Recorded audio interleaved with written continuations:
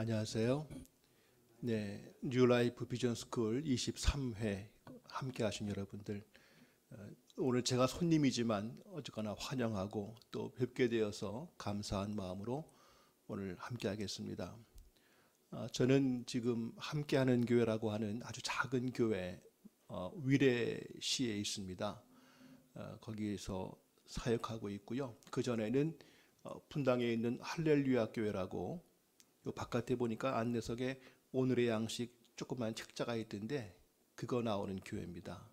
과거 김상복 목사님 목회하실 때 그 분당 할렐루야 교회에서 17년간 부목사로 있었고, 그때 그 목사님께서 강조하셨던 평신도 목회 연구원, 평신도 목회 운동, 이거를 맡아서 하다가 지금은 그 일을 위해서 따로 독립해서, 아까 말씀드린 함께하는 교회도 하고 있지만 제 주 사역은 평신도 목회 운동, 이거를 감당하고 있습니다.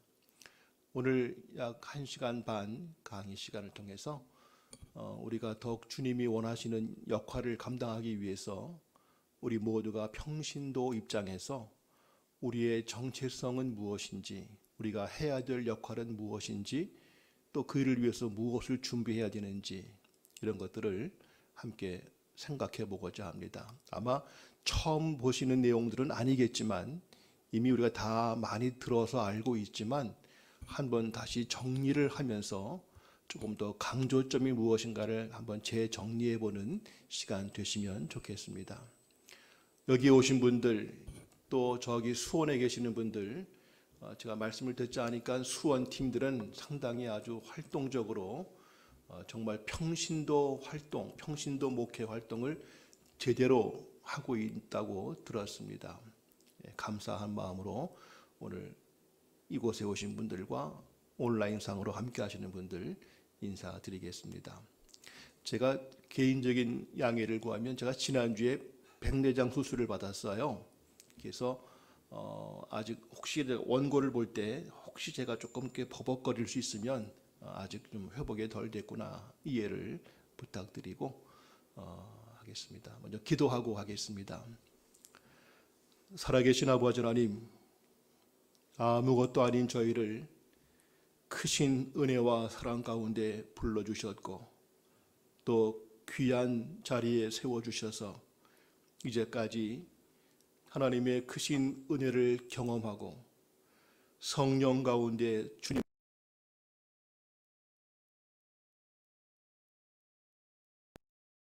이제까지 알지 못했지만 하나님이 역사하시는 새로운 사역 가운데 불러주셔서 한 마음으로 주님을 바라볼 수 있도록 기회 주신 것을 감사합니다.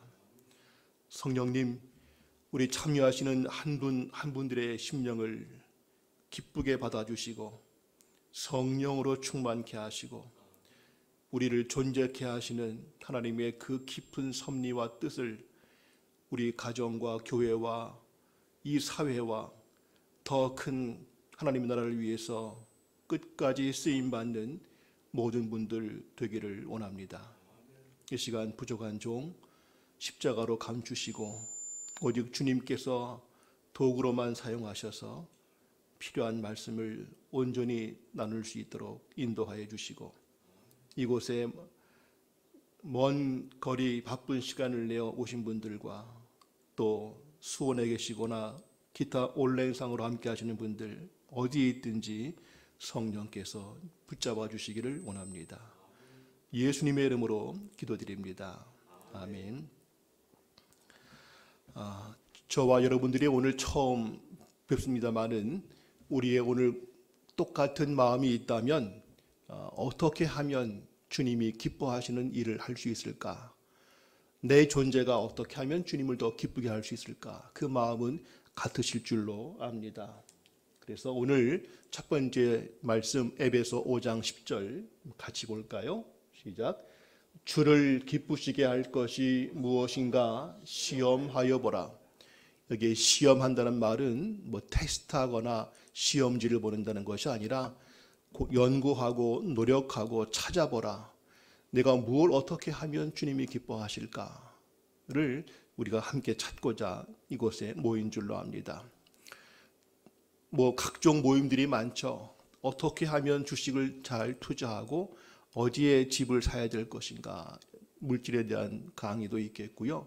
건강 관리를 어떻게 할 것인가에 대한 것도 있겠고, 또 취미 활동 재미있게 보내기 위한 것도 동호회 모임도 있겠는데, 오늘 우리 목적은 어떻게 하면 내 삶이 더 주님을 기쁘시게 할 수 있을까, 그 한 가지 목적인 줄로 압니다. 두 번째 말씀, 고린도전서 15장 58절 다 같이요. 그러므로 내 사랑하는 형제들아, 견실하며 흔들리지 말고 항상 주의 일에 더욱 힘쓰는 자들이 되라. 이는 너희 수고가 주 안에서 헛되지 않은 줄을 알미라. 많이 외우시는 말씀이죠. 사랑하는 형제들아, 견실하고 흔들리지 말라. 물론 이 당시 초대교회에 그 로마의 그 박해, 정말로 말할 수 없는 죽음 앞에서 가족들이 막 사자에게 잡혀먹고 불에 타기도 하고, 생각만 해도 끔찍한 그러한 고난 속에서 흔들리는 경우도 있겠지만은 그것만이 아니라 지금은 그런 핍박이 특별한 것 외에는 없죠. 저 북한 땅은 지금도 신앙 때문에 죽음도 각오하지만은 우리는 그건 아닌데, 언제 흔들리는가? 나 이제 충분히 할 만큼 다 했어. 내가 이제 뭘 또 어떻게 새롭게 뭘 할 수 있겠는가? 난 이제 그냥 조용히 있다가 부르시면 가면 되지 라는 생각들, 즉 우리가 잠시라도 초점을 놓치면 안 되는, 베드로가 예수님 따라서 물 위에 걸어오실 때 베드로가 주님 나도 물 위를 걷도록 해주십시오 했는데 주님께서 걸어오라. 처음에 예수님 보고 갈 땐 걸어갔었죠. 몇 발자국 가다가 그만 신기하네 하면서 바다와 풍랑을 보는 순간 두려운 마음이 들었고 그때 빠지게 되었죠. 주님 바라보고 올 때는 됐는데 순간 주변을 바라보고 어떡하지 염려가 들어올 때 그만 빠졌던 흔들리는 상황이었습니다. 우리가 갑자기 흔들린다고 해서 교회를 안 다니거나 그러지는 않겠지만은, 그러나 주님의 분명한 말씀은 견실하여 흔들리지 말고 항상 주의 일에 더욱 힘쓰라. 이제까지 어떻게 무엇을 해왔든 결코 만족하지 말고 더욱 힘써라 가 주의 뜻인데, 난 이제 할 만큼 했다. 내가 뭘 더 어떻게 하냐, 이런 건 난 알 만큼 알기 때문에 내가 뭘 다시 배울 것도 없다. 난 내 나이가 지금 얼마인데 내가 지금 뭘 배워서 뭘 또 새롭게 한다는 것도 귀찮다. 내가 지금 이 핸드폰을 봐도, 그 사진첩을 꺼내봐도 이제 지울 사람들이 많은데 내가 뭘 또 다시 사람들을 만나서 뭘 관계를 맺고 뭘 배우고, 이럴 나이 이제 지났다. 이런 것들이 다 우리로 하여금 흔들리게 하는 것이고, 주님 원하시는 더욱 힘쓰라 하는 말씀에 어긋나는 것들이죠. 오늘 두 가지 말씀, 내가 어떻게 하면 더욱 주님을 기쁘게 할 수 있을까? 지금까지 해왔던 것에 만족하지 않고 내가 어떻게 더 주를 위해서 뭘 해야 될까? 그런 마음을 가지고 오늘 봅니다.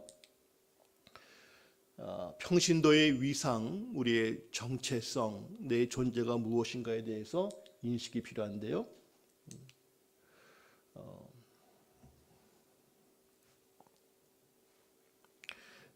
지금 몇 가지 대개 한국 교회 성도들이 느끼고 있는 몇 가지 마음들을 정리해 봤습니다. 읽어보시고 난 관계없어, 난 달러 그러면 감사하겠고요. 대개는 이런 분들이 많습니다. 먼저 한번 봅니다. 평신도는 목회자보다 열등하고 목회자의 보조적 존재인가? 천국 가면, 가봐야 알겠지만은 천국 가면 거기에 목사 그룹들은 좀 더 좋은 곳에 있겠고, 또 장로님 그룹은 그 다음 그룹에 있겠고, 직분별로 천국 가서도 그 그룹이 따로 돼 있을까 하는 거죠. 그렇지가 않을 것 같아요. 교회를 한다고 할 때에 보통 내가 목사도 아닌데 내가 뭘 그걸 다 알아서 뭐해. 교회 일은 목사님이 다 하시는 거고 우린 그냥 주일날 예배드리고 헌금하고 뭐 봉사할 거 있으면 봉사하고 목사님이 뭐 합시다 그러면 예 하고 따라가면 되는 거지 우리가 뭘 할 수 있겠는가. 그냥 목사님이 다 앞에서 하시고 혹 하자고 하시면 따라가면 되지. 이런 마음들을 가질 수가 있습니다만은 결코 그렇지가 않다는 거죠. 평신도는 목사보다 계급적으로 낮은 계급이 아니고 주님 앞에서 목사는 더 귀한 존재, 특별한 존재, 하나님이 더 귀하게 보는 존재. 평신도들은 그렇지는 않은, 그렇지가 않다.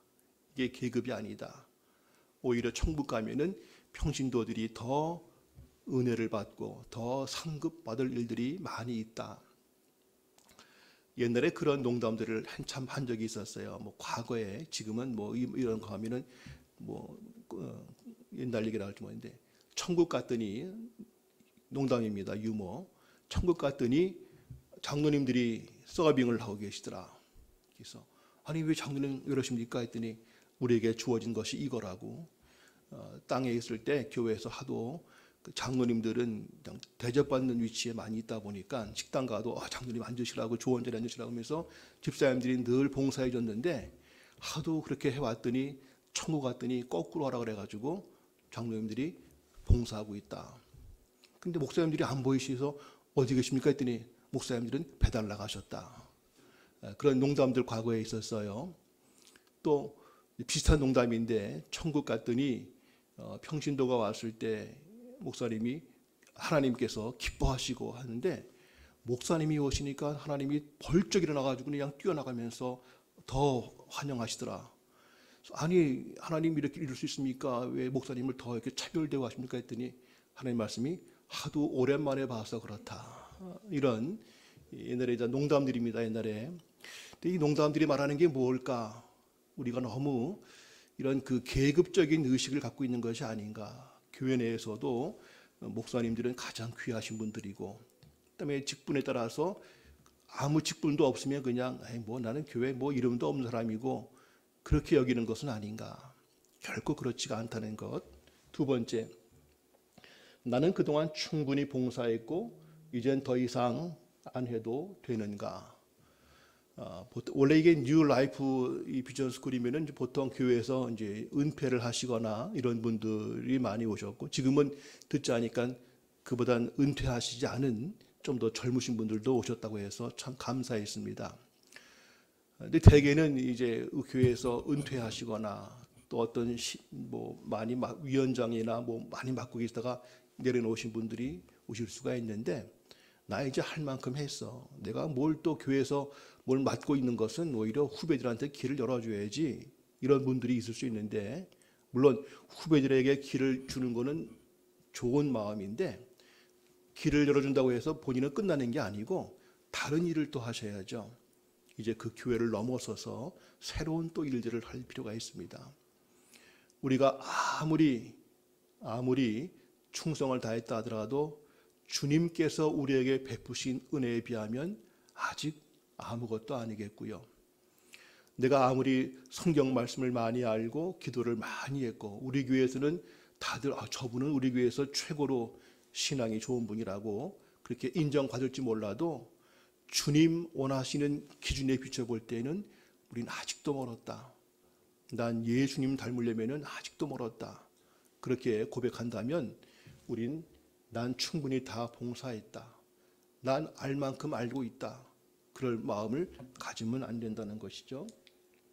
이건 난 이제 굳이 더 무엇을 배우거나 훈련받을 필요가 없다.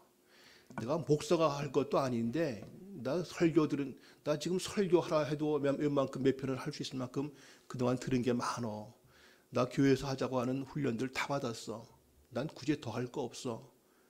그러나 그렇지가 않다는 거. 아직도 우리는 배울 것이 많고 훈련 받을 것이 많다는 것. 그리고 네 번째, 나는 내가 속한 교회에만 집중하면 됐지 그 외의 일은 무관심해도 되는가. 이게 이제 나성 공동체에서 하는 뉴 라이프 전스쿨 오셨을 때, 혹 여러분 교회나 주변에서 뭐 거길 그런 게 또 뭔데 또 거길 가서 그래. 내가 속한 교회만 열심히 하면 됐지 뭘 거기 가서 또 혹시 이상한 데 아닌가? 뭐 잘못된 거 이단들 아닌가? 하면서 내 교회만 섬기면 된다. 다른 걸 신경 쓸 거 없다. 그런 마음들이 혹이 있습니다. 과거에는 옛날 저희도 어릴 때만 해도 함부로 어디 가서 활동하지 마라. 지금도 물론 이단들 조심해야 되죠. 그래서 말씀 공부한다고 해서 어디 길거리에서 전도하는 팀들 보면은 대개는 거의 이단들이 많죠. 때문에 내 교회에서만 배워도 부족한데 뭘 또 어디 갈 필요 없다. 조심은 해야 되지만 너무 거기에 얽매여서 우리 시야가 너무 좁아지면 안 되겠다는 것이죠. 물론 다른 곳에 어떤 소개를 받으면 한번 충분히 검토를 해야 됩니다. 이단은 아닌가? 말씀을 정말 잘 가르치는 곳인가? 이 활동들이 정말 하나님께서 원하시는 것인가?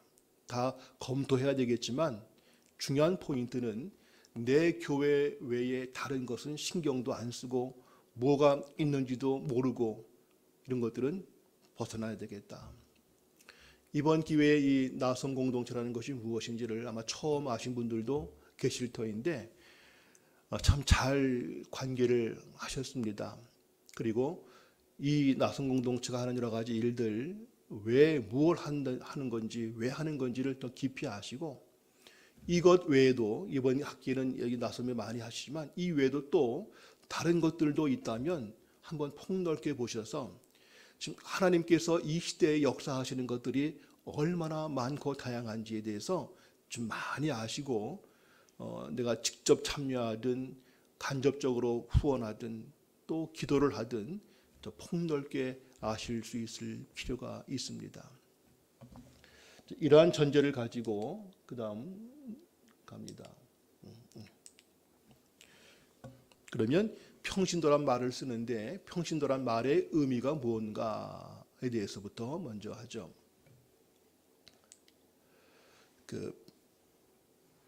평신도란 말을 달리한다 그러면 성도란 말과도 연관지어 볼 수 있겠는데요. 평신도란 말의 의미가 무엇인가? 이거는 성직자가 아닌 사람들, 목사가 아닌 사람들 또는 장로 권사가 아닌 사람들. 당신 교회에서 뭐야? 난 아무것도 아니야. 난 장로도 아니고 권사도 아니고 집사도 아니야. 나는 교회 간 지 얼마 안, 난 평신도야. 보통 그렇게 말들을 많이 쓰죠. 또 난 성도야. 난 직분이 아직 없어. 근데 그 말이 사실 잘못됐다는 말이죠. 이 평신도란 말, 또 성도란 말 자체는 정말 귀한 말입니다.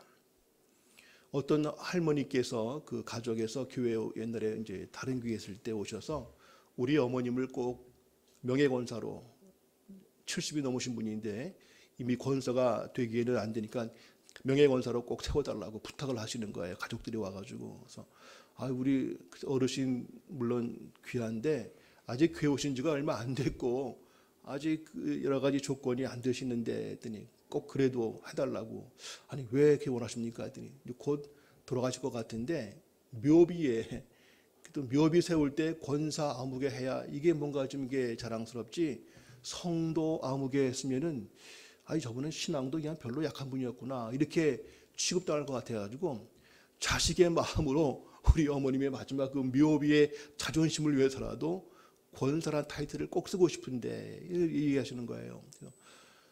자식의 마음으로는 이해가 되지만 그러나 성도 아무개라는 게 그게 우습게 볼 일이 아닌데 성도 아무개 했을 때 그것이 이분은 직분자가 아니었구나 그 뜻이 아닌데 하는 안타까운 마음을 가졌죠.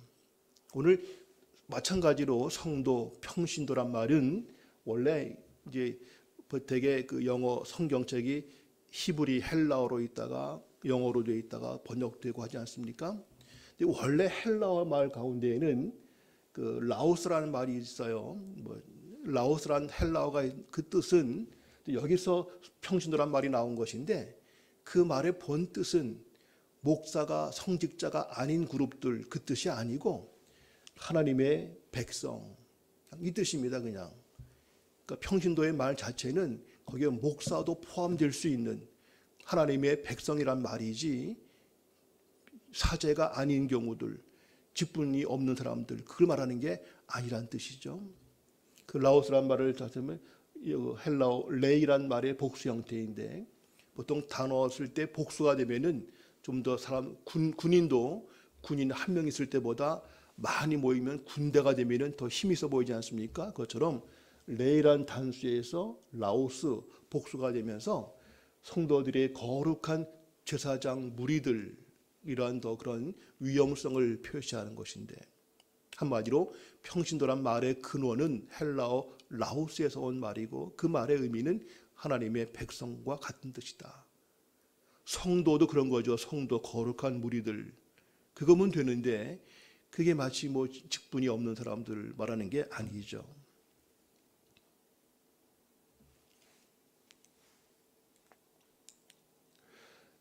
그 첫 번째 평신도의 말 5가지를 할 것인데, 첫 번째는 하나님의 백성이란 말이다. 성경 구절 베드로전서 2장 9절 많이 아시는 건데요. 같이 읽어보겠습니다. 시작. 그러나 너희는 택하신 족속이요 왕 같은 제사장들이요 거룩한 나라요 그의 소유가 된 백성이니 이는 너희를 어두운 데서 불러내어 그의 기이한 빛에 들어가게 하신 이의 아름다운 덕을 선포하게 하려 하심이라. 택하신 족속, 왕 같은 제사장, 거룩한 나라, 그 소유된 백성. 여기는 목사니 장로니 권사, 이거 아무 차별이 없습니다. 다 누구나 다 예수 믿으면 그때부터 그는 하나님의 백성이 되었으면 다 이렇게 불릴 수 있다는 것이죠. 왕 같은 제사장, 이 말은 왕인 동시에 제사장이다. 요거에 대한 자세한 거는 또 뒤에 나오니까 하겠고요. 우리를 부르셔서 세우신 목적이 무엇인가? 맨 마지막, 하나님의 아름다운 덕을 선포하게 하도록, 하나님이 누구이신가를, 하나님께서 무엇을 하셨는가를, 예수님께서 우리를 위하여 무엇을 하셨는지를, 지금도 성령께서 우리를 가운데 무엇을 하시는지를 알도록 전파하게 하려고 우리를 부르셨다. 여기엔 목사든 누구든 관계없습니다. 누구나 다 여러분들의 가장 중요한 사역이 무엇인가? 나는 교회에서 그냥 식당 봉사하니까 난 교회 학교 교사도 아니고 난 그냥 접시만 닦고 밥만 하면 돼요. 그거는 하나의 작은 일이고, 그 교회에서 맡은 어느 부서의 역할보다 더 중요한 것은 나는 하나님의 백성, 나는 평신도, 난 성도다. 나를 통하여 하나님의 살아계심이 증거돼야 된다. 이게 가장 본질적인 역할이다 하는 것.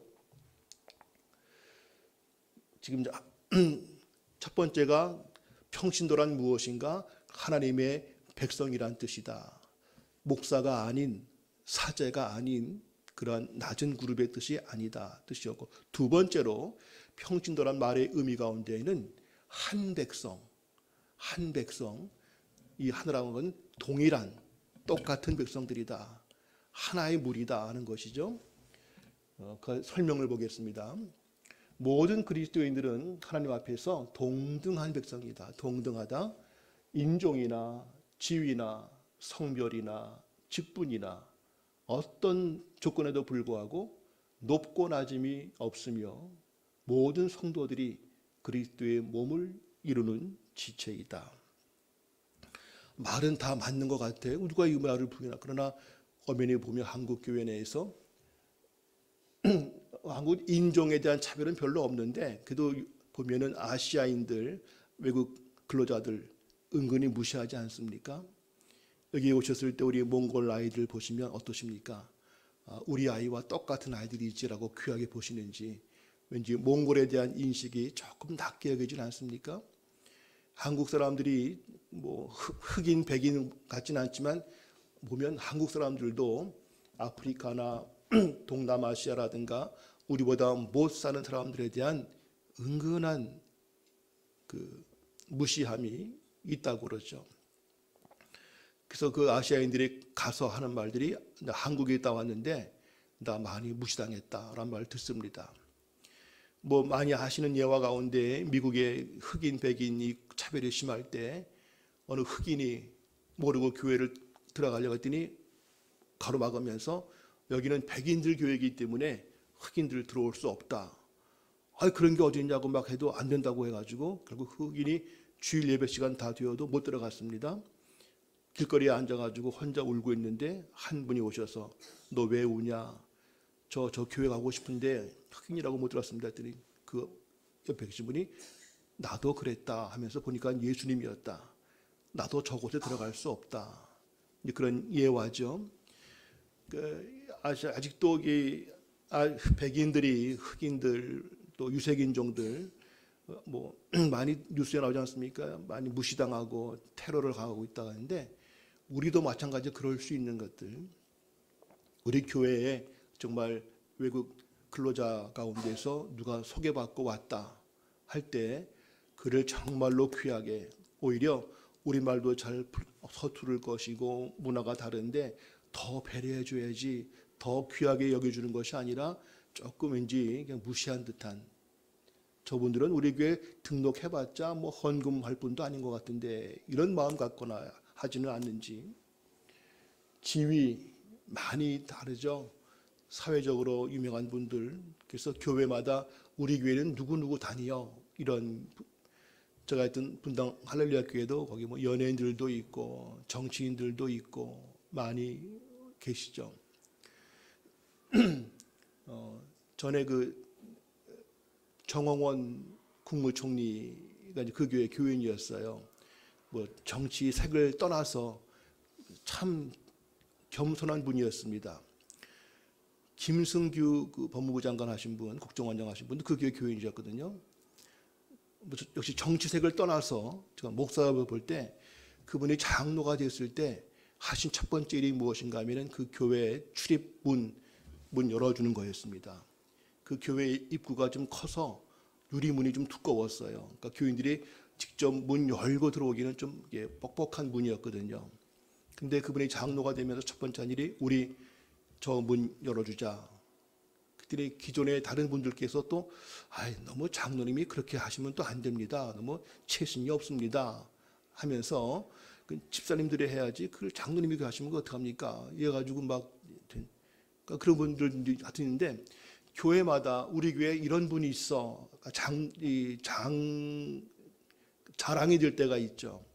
근데 결코 그게 다 아무것도 아닌데 하는 것들을 보죠. 지위에 따라서 성별, 뭐 지금이야 그런데 한국 사회에도 역시 여성들이 옛날 초기교회 보면 남자 여자 따로 앉게 하고 뭐 이런 것들 많았죠. 여자가 뭘 이렇게 이런 무시.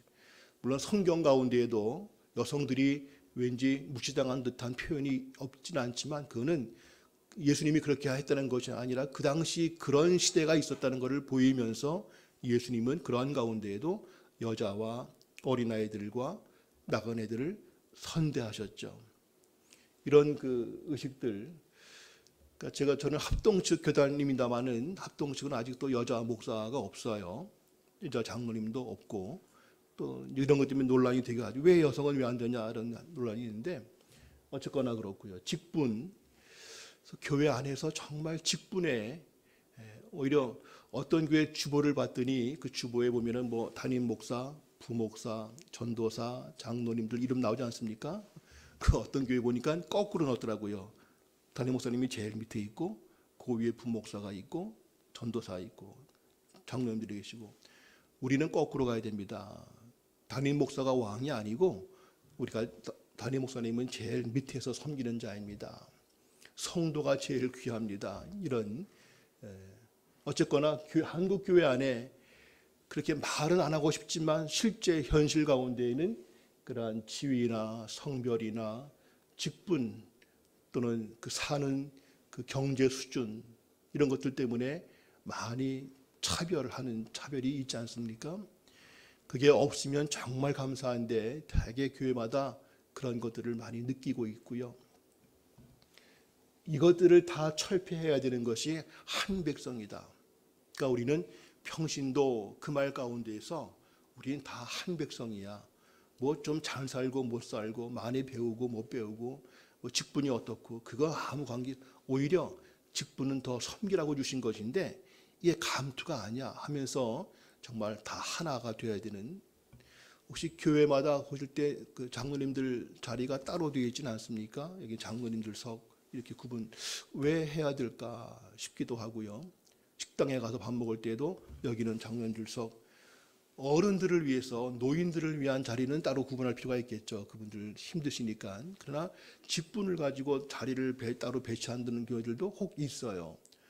모르는 사람이 딱 앉았는데 여기 어디인 줄 알고 여기 앉냐고. 여기는 저기 다른 직분자들을 위한 자리니까 저쪽 가시라고. 이런 경우도 혹 있습니다. 또는 교회에서 어떤 맡은 성가대라든가, 물론 귀하죠. 다 귀한데 성가대는 또 가운을 입고 앞에 서서 하니까 조금 더 좀 더 귀하게 보일 부분이 있는지 모르겠지만, 식당에 갔는데 뭐 물이 좀 흘러져 있고 저거 좀 닦으라고 하니까 내가 성가대인데 내가 왜 그걸 닦냐고, 이런 분들도 있었어요. 아니, 성가대는 노래할 때 성가대이고 나오면 다 같이 누구든지 청소하고 닦아야 되는데 나는 성가대인데 내가 왜 그런 거 하냐, 이런 경우들도 혹 있고요. 또 교회 안에 사실 모두가 동등하다, 모두가 하나다라는 그 의식이 필요한데, 보면 현실 교회 가운데에는 이러저러한 것들 때문에 많이 구분되고 있고 차별되는 것들이 있다. 이거를 벗어나야 되겠다 하는 거죠.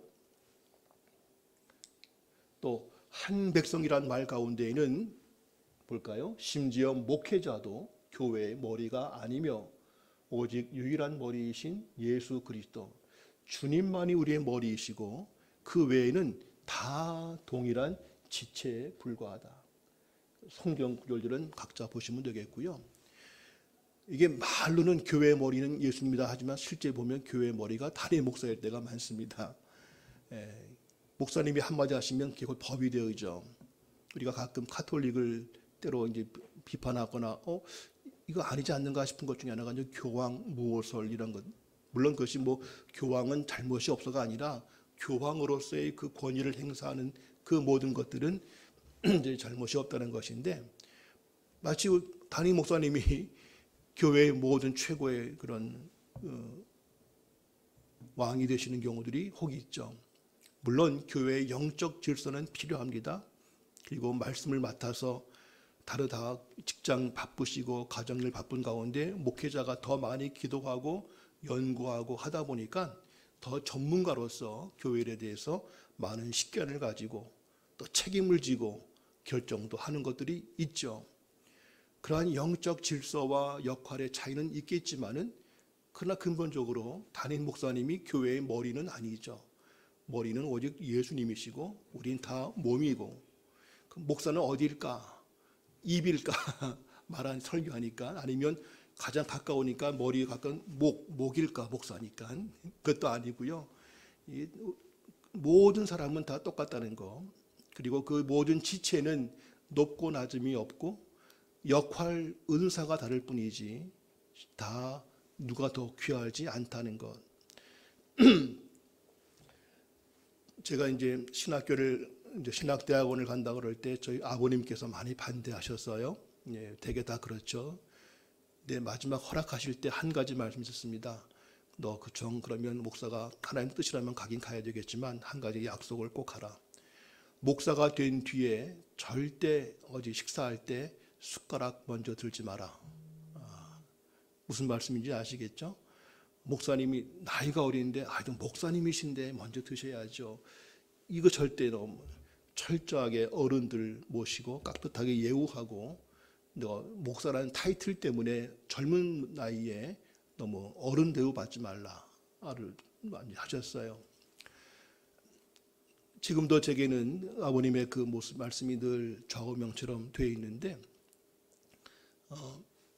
물론 귀하게 여겨주시는 거 감사하지만, 그러나 목사이기 때문에 나이가 젊어도 그냥 마치면 어른인 것처럼 함부로 교인들, 연세 많은 분들 앞에서 하는 거 때론 좀 이건 아닌데 싶은 거죠.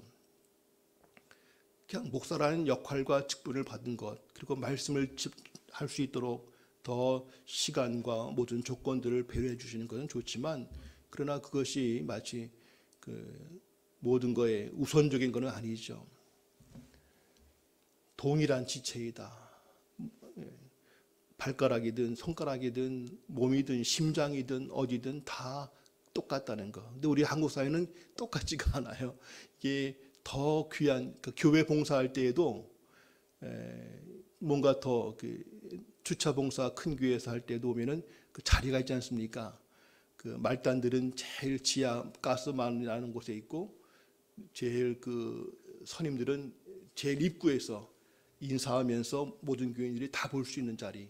거기를 해야 그 다음에 장로 투표할 때 유리하다.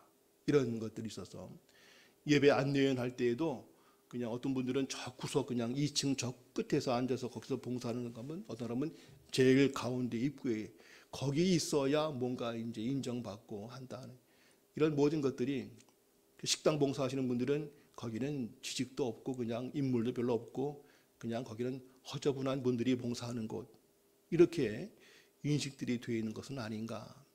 우리 안에 오늘 먼저 할 것은 평신도란 말 자체 속에서 우리는 하나님의 백성이고 한 백성이다. 어떠한 구별도 무시도 차별도 없어야 되겠다.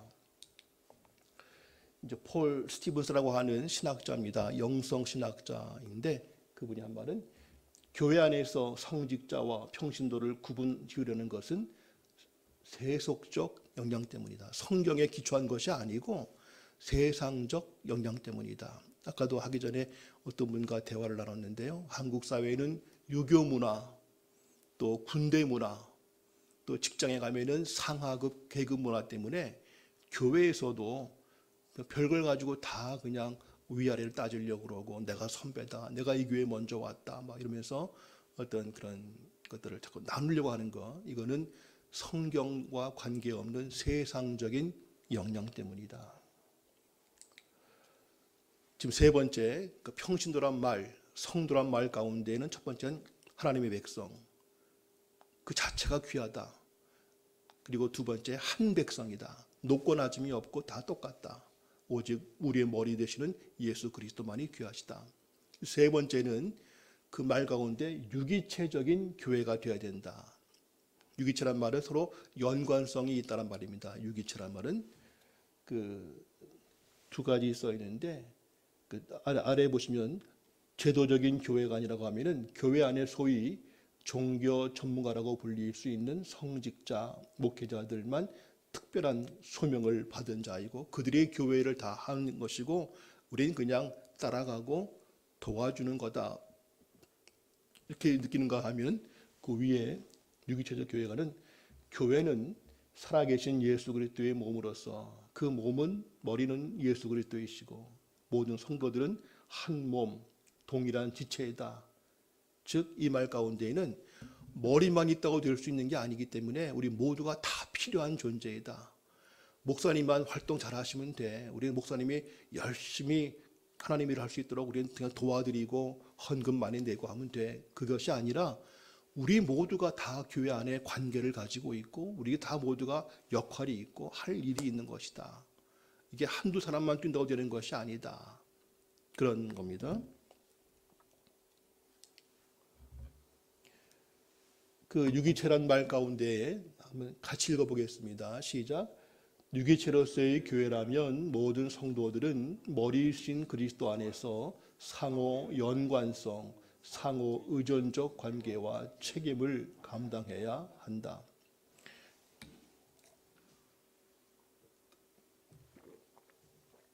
모든 교인들이 서로 연결되어 있고 관계를 갖고 있다.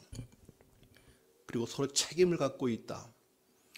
그러니까 보통 여러분들의 관계를 느끼면은 한 교구, 큰 교회 같으면 교구별로 나눠져 있고 아니면 뭐 구역, 또 다락방, 뭐 사랑방, 뭐 순 이렇게 나눠져 있지 않습니까? 조직별로. 그럼 그 사람끼리는 알고 지낸다 할지 몰라도 다른 일 경우는 난 관계 없지. 거기는 장례가 났는데 내가 속한 사랑방이야 그 구역이 아니고 다 다르니까 그냥 구역으로 통일할게요. 우리 구역 식구라면 내가 당연히 장례식 가야 되지만 거기는 나랑 다른 구역인데 거기에 내가 누가 돌아가셨다고 해서 장례식 나 굳이 갈 필요 뭐 있나? 가면 또 뭐 봉투 갖고 가야 되는데 난 거기 몰라 하고 안 가는 경우들도 있어요. 같은 교인이라 그러면은 내 구역이든 다른 구역이든 관계없이 다 한 가족이니까 난 잘 모른다 할지라도 그래도 다 가족이니까 가야 되겠고, 그때 보니까 그 사람 우리 장례 때 안 왔던데 나도 갈 필요 없지가 아니라 안 왔더라도 나는 가줄 수 있는, 이게 서로 연관성을 갖게 되는데, 우리는 교회에서도 꼭 거긴 내가 챙길 필요가 없지, 거기는 뭐 이렇게 너무 제한적으로 봅니다. 그리고 이제 교회를 볼 때에도 거기 우리 교회도 아닌데 서로 교회마다 경쟁을 하죠. 제가 있는 곳에도 건물에 교회가 3개가 있어요. 마음이 아프기도 합니다만은 다 달라요. 그 특징이 다른데, 그 교회가 가까이 있으면 서로 경쟁, 저 교회가 잘 되면 은근히 배 아프고 저 교회가 잘 안 되고 빨리 나갔으면 좋겠다, 저 어디 시골로 어디 갔으면 좋겠다, 이런 마음들 혹 가지시죠. 가까운 데 교회가 있으면 크든 작든 간에 은근히 우리는 그 교회가 잘 될 때 참 잘 되네 감사하다가 아니라 저 교회 잘 되면 우리가 불리한데 라고 그런 마음 가질 때가 있어요. 그럼 모든 성도, 모든 교회는 다 주님 안에서 한 몸인데, 한 교회에서만 한 지체가 아니라 모든 교회가 이단만 아니라고 하면은 다 한 몸인데, 그런 의식들. 그래서 어떤 교회가 어려움 당했다 싶을 때 정말 같이 안타까워하고 가서, 목사님, 우리 옆 교회이고 한데 때로 저 교회 때문에 우리가 조금 주일날 저 교회가 더 교인이 많아서 주차 때문에 우리가 신경 쓰기도 하지만 어려움 당한 것 같은데 우리가 도와줄 거 없을까요? 할 수 있는 마음들. 전에 그 반포에 가시면 유명한 교회가 2개가 가까이 있습니다. 가까이 있는데 그 중에 한 교회가 불이 났어요. 근데 이쪽 교회에서 그 교회 불난 거를 돕기 위해서 큰 헌금을 했습니다. 그 당시로 볼 때는 아주 옛날이에요. 지금은 둘 다 아주 큰 교회예요. 그러니까 뭐 바로 앞이에요. 근데도 불구하고 그 교회가 불이 났을 때 기꺼이 교인들이 헌금을 모아서 그 교회가 다시 설 수 있도록 도와주었던 적이 있어요.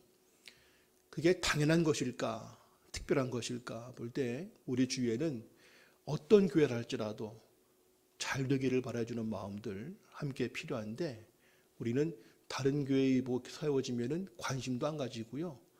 오히려 은근히 좀 잘 안 됐으면, 좀 멀리 이사 갔으면, 한국 땅에 교회 없는 곳도 많다고 하는데 왜 이렇게 많이 도시에 그냥 모여 있는가, 좀 멀리 가지, 이런 마음들 혹 같습니다. 아니면 되게 그냥 무관심하죠. 그 교회는 어떤 교회인지 전혀 무관심하기 때문에 서로 남처럼 얘기하는데, 우리는 서로 연관성을 가져야 되겠다. 작은 교회 내에서도 구역, 교구 따지지 말고, 그리고 교회 밖을 볼 때에도 어느 교회 구분하지 말고 다 내가 관심을 가져야 되고, 내가 그들을 축복해야 되고, 내가 또 필요하다면 기도도 해주고, 누가 도울 것이 있다면 도와줄 수 있는 그런 교회들이 연관성이 돼야 되겠다. 성호 의존적 관계와 책임이 있다. 치과 원장님 계시기 때문에 너무 잘 아시죠? 이가 하나 잘못되면은 그것만 문제가 아니라 그거 빨리 안 하면은 그 옆에까지 흔들리고 하지 않습니까? 빨리 그 조치를 취해줘야죠. 다른 것에 피해를 안 보게 되는 거 아시는 것처럼, 우리 모두가 서로 집안은 다르고 구역도 다르고 하지만 우리 모두는 다 내가 느끼지 못하지만 다 연관돼 있다. 때문에 누군가 한 사람이 교회 안에서 어려움 가운데 힘들어할 때에 그를 모른 척, 그 사람 문제이지 나와 관계없어, 그럴 때 그 문제가, 그 어려움이 그를 끝나지 않고 내게도 반드시 영적인 문제로 항상 다 연결되고 있다. 그러게 그를 축복해주고 그를 위해서 뭔가 내가 힘을 다해주면 그게 다 결국에는 서로에게 연관된다. 주님 말씀하실 때 너희가 누구 집에 들어갈 때에 복을 빌라, 그가 그것을 받지 않으면 다시 돌아올 것이다 했던 것처럼, 교회 안에는 모든 교인들이 서로 다 우린 한 가족이다. 그리고 서로에 대해서 관심을 가지고 서로 뭔가 내가 잘 되고 그 사람이 함께 잘 돼야 우리가 함께 잘 되는 것이지 나만 해가지고 되는 것이 아니다. 그런 의식이 꼭 필요합니다. 공동체 의식이라고 하겠죠. 교회 안에 참 그 갈등과 질투가 많아서 똑같이 대학 시험 봤는데 어느 집은 되고 어디는 안 되면 안 된 집에서 우리 애는 안 됐지만 당신네는 참 돼서 그래도 감사하네, 정말 축하해, 정말 축하해주면 감사한데 은근히 그 마음이 편치가 않고 뭐 나중에 우리 애가 더 좋은 데 가야지, 뭐 우리 애도 그 정도 대학은 갈 수 있었는데 더 좋은 데 가려다 보니까 안 된 거야 뭐 하면서 정말 축하하기보다는 나보다 뭔가 잘 되고 하면 왠지 마음이 편치 않은 것들. 사실은 아직도 우리가 한 가족이야, 우리 모두가 한 몸이야가 아니라 너는 너고 나는 나고 이런 것들이 구별되어 있다는 건 느끼죠. 목사끼리도 그렇습니다. 목사끼리도 이제 제가 있던 할렐루야 교회만 아니라도 목사들이 뭐 수십 명 되니까 보통 작은 교회에서야 뭐 큰 교회에서는 목사님들이 많지 않습니까? 그러면 목사끼리도 누가 더 설교 잘하냐, 누가 더 교인들 인기 많으냐, 어느 목사님 때 아이는 어느 대학 갔는데 누구는 어느 대학 갔다, 이런 것들이 자꾸 비교가 되면서 이게 자꾸 마음이 편치 않은, 그러니까 이게 참 말도 안 되는 것들인데 우리가 정말 주님을 바라보고 내가 정말 얻고자 하는 것이 무엇인가를 본다면 이건 아무것도 아닌 것들인데 여기에 많이 우리가 얽매여 있는 것은 아닌가 하는 것들이죠. 우리는 한 백성이다, 우리 모두 똑같다, 그리고 유기체다, 우리 모두 다 연관되어 있기 때문에 너와 나는 달라, 관계없어, 나누지 말고 구역을 넘어서서, 교구를 넘어서서, 선교회를 넘어서서, 교회를 넘어서서 모두가 하나님의 한 백성들이다 하는 것들을 기억해야 되겠죠. 이 나성 공동체는 이 아시아에 있는 교회들, 나라들 많이 이렇게 바라보지 않습니까? 우리가 왜 몽골을, 필리핀을, 베트남을, 뭐 이란을, 거기를 왜 우리가 신경을 써야 되나? 다 우리가 한 가족이기 때문에, 유기체이기 때문에 당연히 신경 써야 된다 하는 마음을 가져야 되겠고요. 네 번째, 평신도란 말 가운데 첫 번째, 하나님의 백성, 한 백성, 유기체 연관성, 네 번째는 만인 제사장직이 있다. 많이 아시는 말씀이죠. 모든 사람들이 다른 사람의 중보 없이 오직 예수 그리스도를 통하여 하나님께 나아갈 수 있다. 십자가의 의미, 주님 돌아가실 때 성전의 휘장이 잘라졌죠. 그 의미는 이제까지는 오직 제사장을 통해서만 나아갈 수 있었던 성전에 구분된 휘장이 있었는데 십자가 주님 돌아가시면서 그 성전의 휘장이 잘라진 것은 이젠 더 이상 제사장 아닌 사람들 구분할 필요 없다. 누구라도 십자가를 통해서 예수님을 통하여 하나님께 나아갈 수 있다. 아직도 이제 가톨릭 쪽에서는 신부님께 고해성사도 하기도 하고 그런 경우들이 있죠. 고해성사 했을 때 그걸 들은 신부님은 절대 그거를 말하면 안 되는데 때로는 그것을 말하도록 막 그 협박을 받는 경우도 있고 막 이런 경우들도 역사 가운데 있었지 않습니까? 근데 우리는 신부님에게 굳이 가지 않아도, 목사한테 가지 않아도 그냥 누구라도 예수님의 이름으로 기도하면 된다는 것, 이게 이제 가장 중요한 것이죠.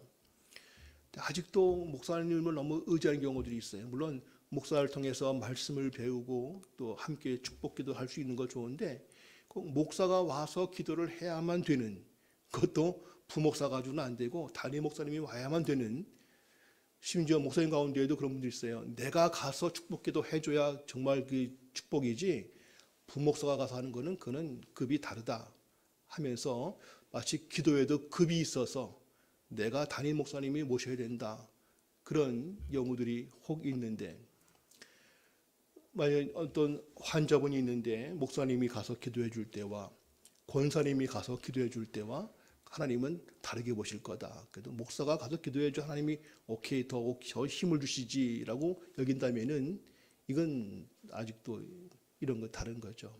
십자가를 통해서 우리 누구라도 하나님께 직접 나아갈 수 있고 누구라도 예수 이름으로 축복하고 기도한다면 그거는 누구나 다 효과가 있는 것이죠. 두 번째, 모든 성도들은 하나님 앞에서 제사장일 뿐만 아니라 즉 누구도 이제는 자기가 직접 나아갈 수 있게 되었다는 것이죠. 하나님께 예수님을 통해서. 동시에 우리 또 사명이 있는데 서로가 서로에 대해서도 또 세상에 대해서도 제사장의 역할과 책임이 있다. 제사장의 역할은 무엇입니까? 하나님과 사람들을 연결시키는 자가 제사장이죠. 그들의 죄를 용서받도록 기도해주고 그리고 하나님의 사람에 연결시키는 것이 제사장이라면 오늘 우리가 만인 제사장 역할을 받았다면 우리가 그 역할을 해야 됩니다. 나도 당당히 주님께 나아갈 수 있는 동시에 내가 다른 사람들을 위해서 기도해주고 다른 사람들에게 하나님과 연결시켜주고 세상을 향해서 하나님의 말씀이 무엇이라고 선포할 수 있고 이것들을 우리 모두가 갖고 있다 하는 것. 어떤 분들은 너무 내성적이라서 나는 뭐 내가 누구한테 뭘 이렇게 말하고는 걸 좋아하지 않아. 난 부끄러움을 잘 타. 난 낯을 잘 가려. 할지라도 그 관계없이 우리 모두에게는 제사장적 책임이 있다. 내가 항상 누군가를 위해서 기도해야 되고 또 누군가가 이 세상이 하나님의 뜻 가운데 되어지도록 계속 내가 말을 해줘야 될 제사장적, 선지자적 책임이 우리 모두에게 있다. 그런 마음을 가질 필요가 있습니다. 회사에서 누가 어려움 당하고 있을 때 그를 위하여 기도할 책임이 있어요. 또 필요할 때는 아무게 그 과장님, 제가 비록 과장님 밑에 있지만 제가 기도하고 있습니다. 하면서 우리는 모든 사람들을 위하여 제사장적 책임, 기도해주고 그들에게 하나님을 알 수 있도록 하는 역할의 책임이 필요하다. 마지막 5번째로 동역자란 개념이 있어요. 동역자. 읽어볼까요? 모든 평신도는 하나님께로부터 받은 은사와 부르심을 따라 사역을 감당하며 하나님의 동역자인 동시에 목회자의 동역자이고 서로의 동역자이다. 그 밑에 바울은 우리 모두가 하나님의 동역자라고 소개하고 있다. 이 동역자, 요즘에 최측근, 난 누구랑 가까워, 이런 난 누구랑 같이 밥 먹은 적도 있어, 이런 것들을 자랑하는 경우들이 있죠. 마치 권력이 있거나 유명한 사람들 보면은 난 누구랑 가까운 사람이야, 이런 경우들을 자랑하는데 우리는 감히 하나님의 동역자다. 우리는 하나님의 최측근이다. 하나님의 최측근은 목사가 아니고요. 말씀을 알고 항상 기도에 힘쓰고 항상 성령 가운데 사는 사람이라면 누구나 다 하나님의 최측근입니다. 때문에 목사 앞에서 괜히 기죽을 필요 전혀 없고요. 꼭 목사님께 부탁을 해서 우리의 좀 기도 좀 해주세요. 목사님이 기도하시면 더 잘 들으실 거 아니에요. 그런 것도 하지 마시고요. 내가 더 하나님께 잘 기도하려면 평상시에 하나님과 가까운 관계를 늘 유지하면 되죠. 나는 하나님과 함께 기도도 하지 않고 일주일 내내 말씀도 안 보고 기도도 안 하고 식기도 외에는 하는 일도 없는 상태에서 하려니까 이게 뭔가 안 되고 답답하고 그런 거지. 내가 늘 항상 말씀과 기도에 깨어 있으면 내가 기도하는 거, 목사님 기도하시는 거 크게 다를 수 없다는 거. 우리 모두가 하나님의 동역자다. 즉 하나님과 함께 일한다. 이 말은 바꿔 말하면 하나님이 우리를 통해서 일하신다 하는 겁니다. 교인들을 바라볼 때에 하나님이 그분들을 통해서 그 가정을 살리시고 하나님이 그들을 통해서 그 회사 사람들을 살리시려고 그를 세우셨구나라고 보면 목사만이 아니라 오히려 목사는 그 훈련소 조교와 같습니다. 훈련소에서 훈련받고 나면은 실제 군인들이 나가서 싸우는 게 중요하죠. 그 축구팀 감독 같아요. 목사는 감독이면은 훈련시켜서 작전을 짜는 거죠. 역할을 줍니다. 너는 공격해라 할 때 이렇게 해라, 수비 이렇게 해라 하는 거지. 감독이 뛰는 거 아니지 않습니까? 뛰는 거는 선수가 뛰는 겁니다. 그것처럼 그 역할을 이 사람은 손흥민을 갖다가 수비해라, 또 골키퍼라 그러면 말이 안 되죠. 걔는 공격을 해야 되죠. 김민재 같으면은 걔는 또 수비를 해. 김민재 보고 너 왜 골 못 넣었어 그러면 안 되지 않습니까? 그 감독의 역할은 선수 개개인의 신체 구조나 특성을 봐서 넌 공격도 넌 가운데, 넌 오른쪽 이렇게 하면서 역할을 줍니다. 그리고 감독은 뒤에서 그들이 뛸 수 있도록 훈련시켜서 작전을 짜주는 거죠. 실제 뛰는 거는 선수가 뛰는 겁니다. 그것처럼 오늘 이 땅에 하나님의 역사가 이루어지는 것은 목사를 통해서가 아니고요. 목사는 감독처럼 교인들을 교회에서 말씀으로 훈련시키고 성경 말씀을 알게 하고 기도를 하도록 강조해주고 자꾸 끈을 엮어주는 거고 혼자 안 되기 때문에 교인들을 서로 엮어서 함께 한 거죠. 실제 뛰는 선수는 성도들입니다. 가정에서 아버지의 역할, 믿음의 아버지 역할, 믿음의 기도하는 한나와 같은 어머니 역할, 사회 가서는 다니엘 같이 온갖 핍박 가운데에도 기도하면서 요셉처럼 거룩한 모습으로 그들을 살리고 핍박도 받겠지만은 결국 그들에게 영향을 주는 이러한 사람들을 세우는 것은 다 목사가 아니고 성도들입니다. 목사는 감독처럼 교인들을 훈련시켜서 각 가정과 회사로 보내드리고 그들이 일할 수 있도록 돕는 자이고, 실제 중요한 것은 성도들이 가정과 일터에서 하나님의 역사를 대신 맡아서 하는 하나님의 동력자들이죠. 그리고 목회의 동력자들, 우리는 그냥 목사님들이 하자고 하면 그냥 따라가는 사람들이 아니고 병원 신방 갈 때에 목회자가 가고 권사님 가시고 부역장 가고 하지 않습니까? 우리는 따라가는 거야. 그냥 주스나 사가지고 그냥 가서 따라가는 거지. 목사님이 다 그냥 기도도 다 하시고 다 하시고 우린 아무것도 할 것도 없어. 그게 아니라 신방대우는 다 똑같습니다. 목사든 권사님이든 구역장이든 누구든 따라가는 게 아니고 함께 가서 그를 축복해주고 기도해주는 것은 똑같. 다만 누가 대표를 할 것인가 할 때 목사가 하는 일이 그거니까 목사가 대신 대표로 설교하고 기도할 뿐이지, 그 대원들이 그냥 따라가는 자가 아니라 함께 동력한다.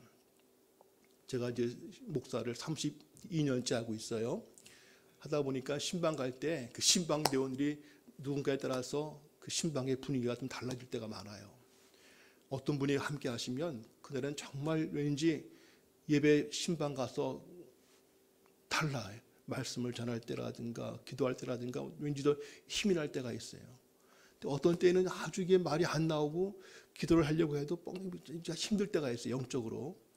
그 보면 물론 신방 받는 분도 있지만은 그 신방 대원들이 정말 기도하시는 분들이 함께 가시면은 그날은 왠지 더 이 은혜스럽게 돼요.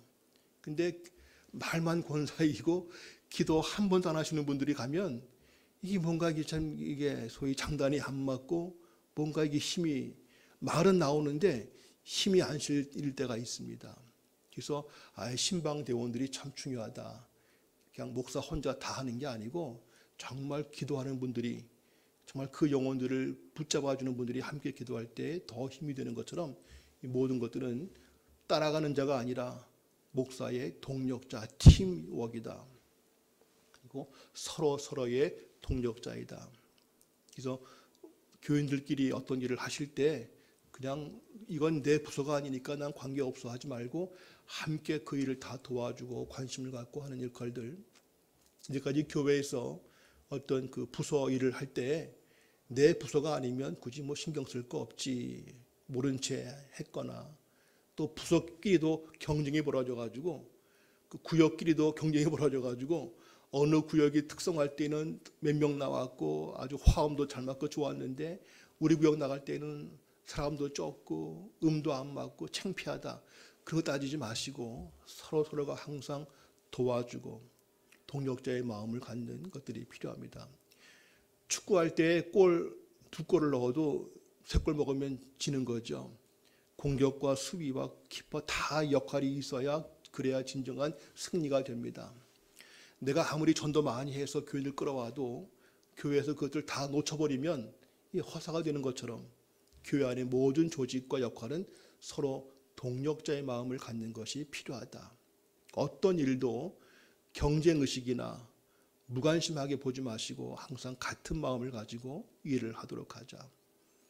교회를 넘어서서 다른 교회가 뭐 한다 그럴 때에도 우리 옆에 있는 교회가 무슨 뭐 총동원 잔치를 한다 그럴 때 저기는 또 뭐 하나 보네. 또 우리 교회는 또 좀 뭔가 힘들겠네. 따지지 마시고 다른 교회지만 한번 가서 헌금도 해줄 수도 있고요. 기도해 줄 수 있고 축복해 주는 서로가 동력자의 마음을 가지고 살아갈 수 있는, 그래서 그 교회가 잘 되면 우리는 분리해가 아니라 서로 교회가 서로 잘 돼야 하나님의 한 팀이라는 마음을 갖는 것이 필요하죠.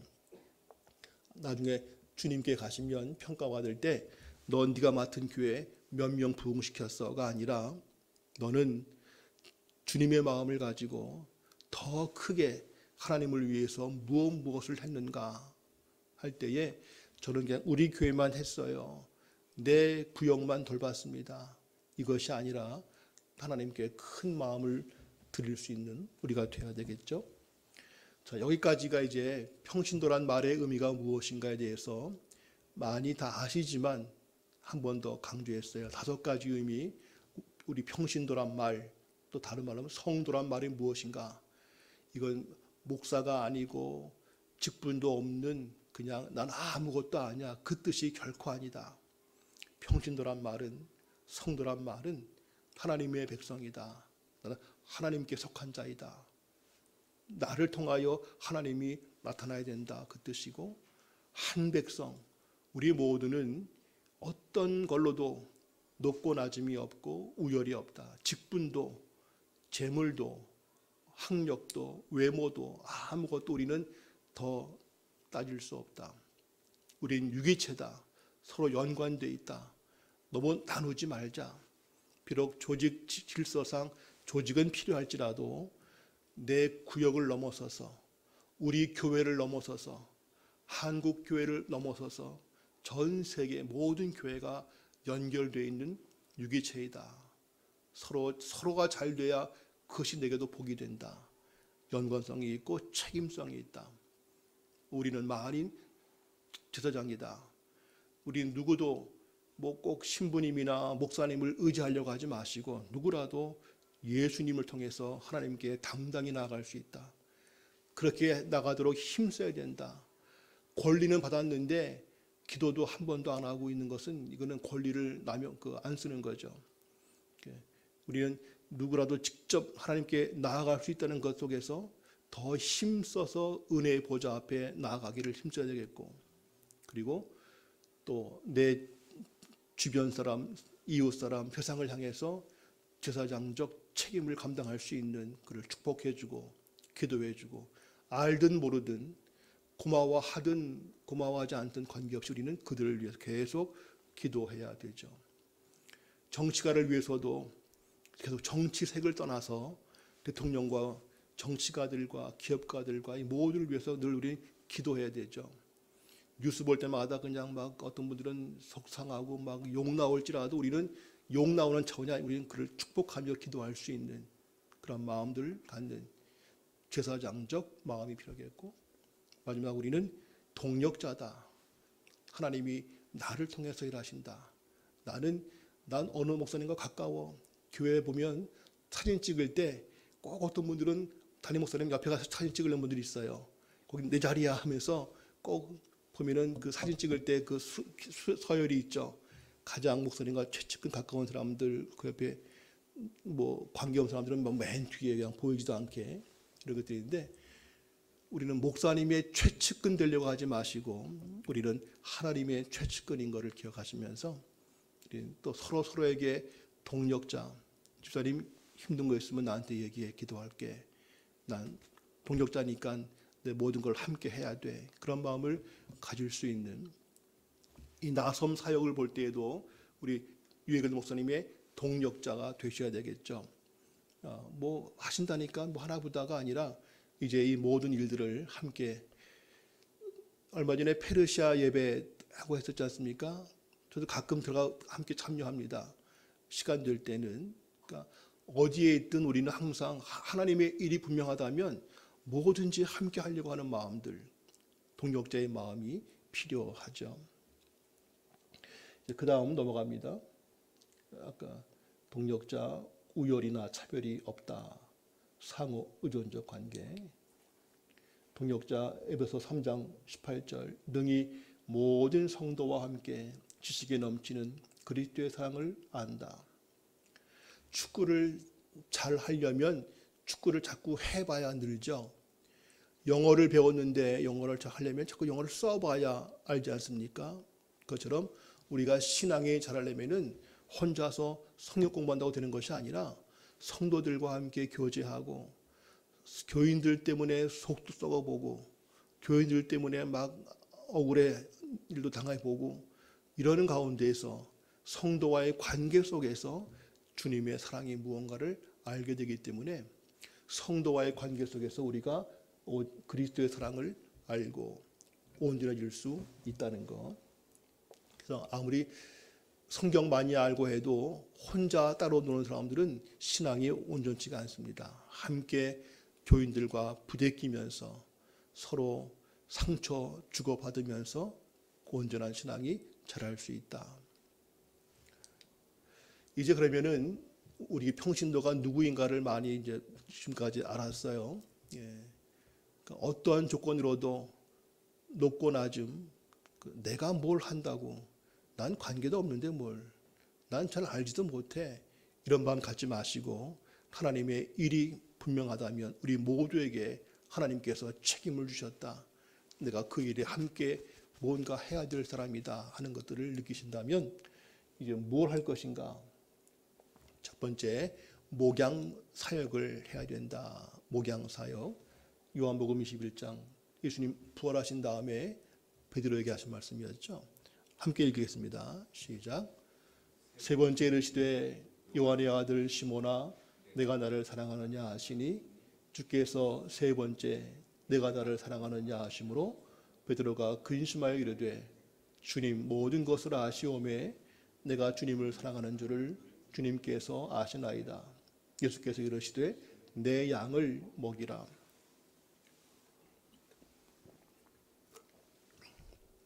너무 잘 아시는 말씀이죠. 내 양을 먹이라. 이게 바로 목양이죠. 목사님 사무실에 가끔 가실 일이 있으시면 당회장실 가시면 거기 액자 가운데 목양 일념 쓴 것들이 가끔 많이 있습니다.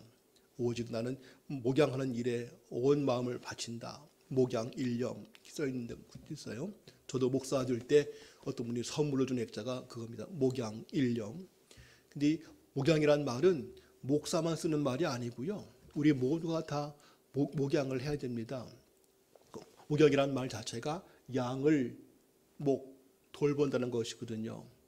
예수님께서 베드로에게 너나 사랑하냐? 사랑하지요. 그럼 한 가지 할 것이 있다. 내 양을 먹이라 하셨어요. 자, 이 말은 질문입니다. 목사들에게만 해당하는 말일까요? 아니면 예수님을 사랑하는 모든 사람이 해야 될 일일까요? 당연히 그러면 후자라고 말하죠. 목사들만 필요한 말 같으면 굳이 이렇게 쓸 이유가 없겠죠. 예수님은 베드로에게 너나 사랑한다면 오직 한 가지 할 일, 내 양떼들을 돌보라, 목양하라 하셨거든요. 우리가 주님을 사랑한다면 똑같이 이 일을 해야 됩니다. 주님의 양들을 돌본다는 것. 이 돌본다는 것은 한마디로 늘 살피는 겁니다.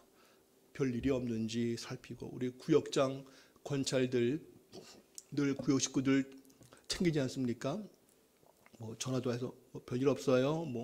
애들 학교 잘 다녀요. 그때 그 막내 아팠는데 잘 다 나았어요. 늘 묻지 않습니까? 그게 바로 이렇게 목양하는 거죠. 그러니까 꼭 목사하는 것만 목양이 아니고요. 지금 우리 교회가 사실 목양을 하고 있어요.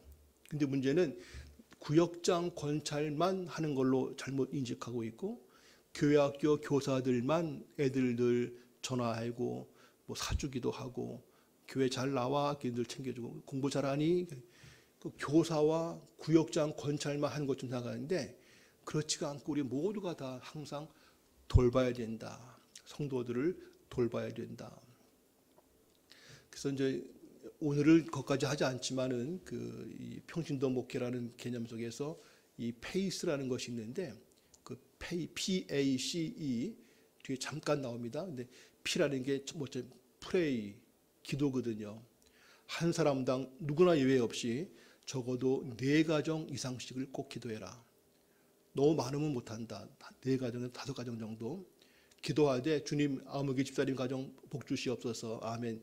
이거는 기도가 아니고요. 그렇게 하지 말고 겉핥기식으로 하지 말고 정말 그 가정을 세세히 살펴서 남편, 부인, 아이들, 시댁, 친정 다 그 식구에 대한 것들을 정확히 살펴놓고 그들을 하나하나 다 기도할 수 있는 마음을 가지고 목사가 교구 식구들 신방할 때 항상 그 다 묻지 않습니까? 그 애들은 공부 잘합니까? 남편 사업 잘 되고 있습니까?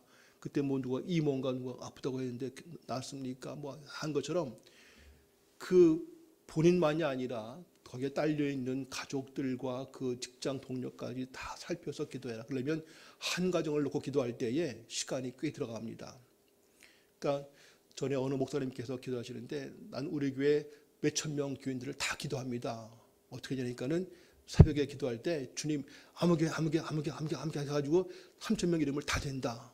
그래서 다 기도한다 하시는데 그렇게 이름만 열거하면서 하는 기도 그런 거 말고 정말 그 가정을 속속들이 알고 그 가정에 정말 주님의 은혜가 함께하기를 간절히 바라는 마음으로 기도하는 그러한 기도를 말하는 것이지 그냥 이름만 주님 저 집안에 아들 대학 입시 꼭 붙게 해주십시오. 아멘. 이렇게 한마디 하는 거 말고 정말 기도하려고 하면은 시간이 많이 필요합니다. 우선 좀 목양 사역 늘 돌보라는 것인데 자꾸 살피는 거죠. 여쭤볼 게 목사 한 명당 교인들을 몇 명을 돌볼 수 있을까요? 제가 먼저 있던 할렐루야 교회 있을 때는 부목사였었죠. 한 교구당 10개 교구가 있는데 한 교구당 한 300가정 됩니다. 평균. 300가정이면은 남편, 부인 그러면 600명이죠. 아이들이 하나씩 있다고 해도 900명입니다. 거의 1,000명 되는 거네요. 인원 따지면. 그러면 목사 한 명이 그 1,000명을 다 기도할 수 있을까? 뭐 말로는 기도한다고 하지만 사실 쉽지 않습니다. 목사들이 하는 일들이 참 많아요. 뭐 신방 한 가정 가려면 가고 오는 시간도 많이 걸리고요. 온갖 뭐 무슨 회의, 뭐 전도위원회 한다, 무슨 뭐 음악위원회 회의도 많고요. 하여튼 뭐 일이 많아요. 정말 기도할 시간이 부족한데 목사 한 명이 300가정을 다 살필 수 있는 기회가 없어요. 대개 보면 교회마다 목사님들이 한 2년마다 돌아가지 않습니까? 교구 맡은 사람들이. 그러면 2년 동안에 300가정을 다 살필 수 있을까? 거의 못해요. 그냥 그 교적 카드에 써 있는 거 보고선 봄 대신방 한번 삑 돌죠. 그 다음에 여름 되면 주셨다가 수술 환자, 이사 신방, 뭐 개업 신방, 장례식, 결혼 또 찾아가죠. 그거 외에 1년에 한 번씩 그냥 대신방 소위 휙 도는 신방 한 가정당 약 30분씩 소요되죠. 들어가 앉으면 먼저 어떠십니까? 뭐 묻고 예배드리고 간식 내오면 과일 먹고 나오고. 그러니까 한 가정 대신방 할 때 보니까 제가 최고로 많이 할 때 하루에 14집인가 했어요. 그렇게 하려고 그러면 아침부터 밤까지 해야 됩니다. 근데 대개 그 신방이 그게 아니고 신방 가서는 충분히 그 집에 대해서 어떤 묻고 어떤 어려움이 있는지 뭐 고민을 듣고 다 해야 되는데 그냥 한국교회 신방이 되게 그냥 뭐 휙 대신방 할 때 보면은 뭐 그다음 몇 시까지 가야 되니까 빨리 가야 되고 막 이러지 않습니까? 그래서 한국교회 신방 문화가 그렇게 목사들이 가정을 깊이 살필 수 있는 여건이 잘 안 돼요. 특별히 중직자이거나 소위 그 말 자체가 어폐가 있지만 어떤 직분자이거나 또 목사가 좀 가깝게 지내거나 또 어떤 큰 문제가 있는 경우나 이럴 때는 더 살피지만은 대개 보통 경우는 목사가 그 가정을 자세히 알지를 못하고 2년 되면 또 바뀝니다. 바뀌면 이전에 알던 교구는 또 다 머릿속에 지워야 되고 새로 파악해야 되죠. 계속 2년마다 교구 바뀌면 또 새로운 사람 알아야 되고 전 교구 식구는 알아도 아는 체 하면 또 안 돼요. 새로 맡은 사람이 있으니까. 그러니까 계속 저도 지금 30년을 거의 목회하면서 이제 부목사를 27년간을 했어요. 계속 해마다 2년, 3년씩 돌아가다 보니까는 교인들을 이름은 다 알고 그 가정들에 대해서 기억은 나는데 지금도 전화해서 집사님 그때 그 문제 잘 됐습니까? 라고 전화하기가 어려운 거예요. 지금 또 맡은 목사가 있는데 괜히 나서면 안 되지 않습니까? 그 한국 교회 그 신방 문화가 이 많은 사람들을 할당해 놓고는 그냥 막 돌아가기 식의 신방이 많습니다. 더구나 담임 목사님이 교인들을 다 알 수 있을까 싶을 때 거의 불가능하죠. 그래서 좀 원래 교회 규모로 볼 때 건강한 교회, 정말 좋은 교회가 되려면은 약 300명, 350명을 넘어가면은 그때부터는 설교하는 사람이 교인들의 세세한 사항을 모른다. 설교하는 사람과 듣는 교인 간의 그런 관계가 없어지면 그건 건강하지가 못하다 하는 그런 말들이 있어요. 지금 제가 이 말씀 드리는 취지가 뭐냐면은 목사는 교인들을 다 세세하게 알 수가 없기 때문에 교인들이 서로 살피고 늘 챙겨주고 함께 기도해주고 하는 것이 필요하다.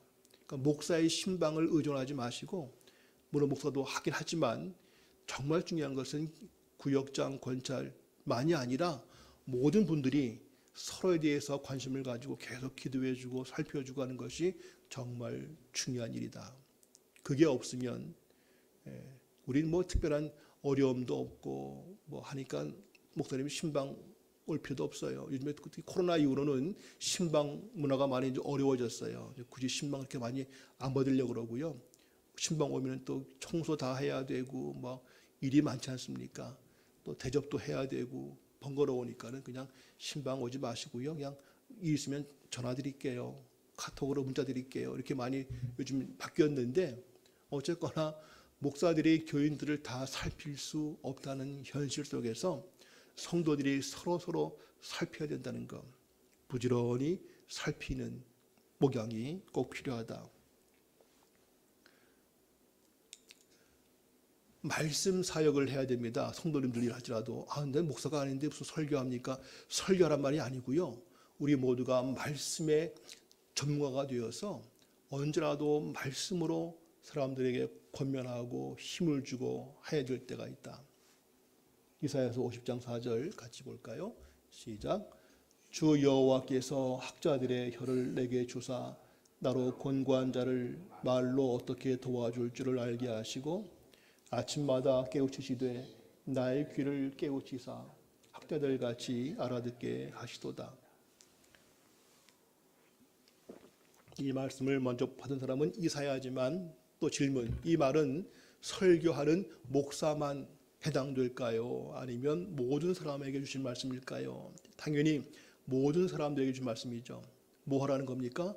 우리에게 말씀을 알게 하셔서 그 말씀이 우리 안에 가득 채워져서 언제 누구라도 필요한 말로 적절하게 위로하고 인도할 수 있는 그런 학자의 혀를 내게 주옵소서. 그럼 설교라는 것이 아닙니다. 필요한 말씀. 아들, 딸이 직장 문제로 애인 때문에 뭐 진로 때문에 힘들어할 때에 우리 아이들에게 무슨 말씀을 주면 좋을까 할 때 엄마가 딱 떠올라야 되는데 그냥 잘 될 거야. 뭐 다 그렇지 뭐 누구나 다 어려움은 있어. 세상의 말이 아니라 하나님의 말씀을 가지고 도울 수 있어야 되는데 우리는 그냥 뭐 어려움 당했을 때에도 다 설마 그 산입에 거미줄 치겠어.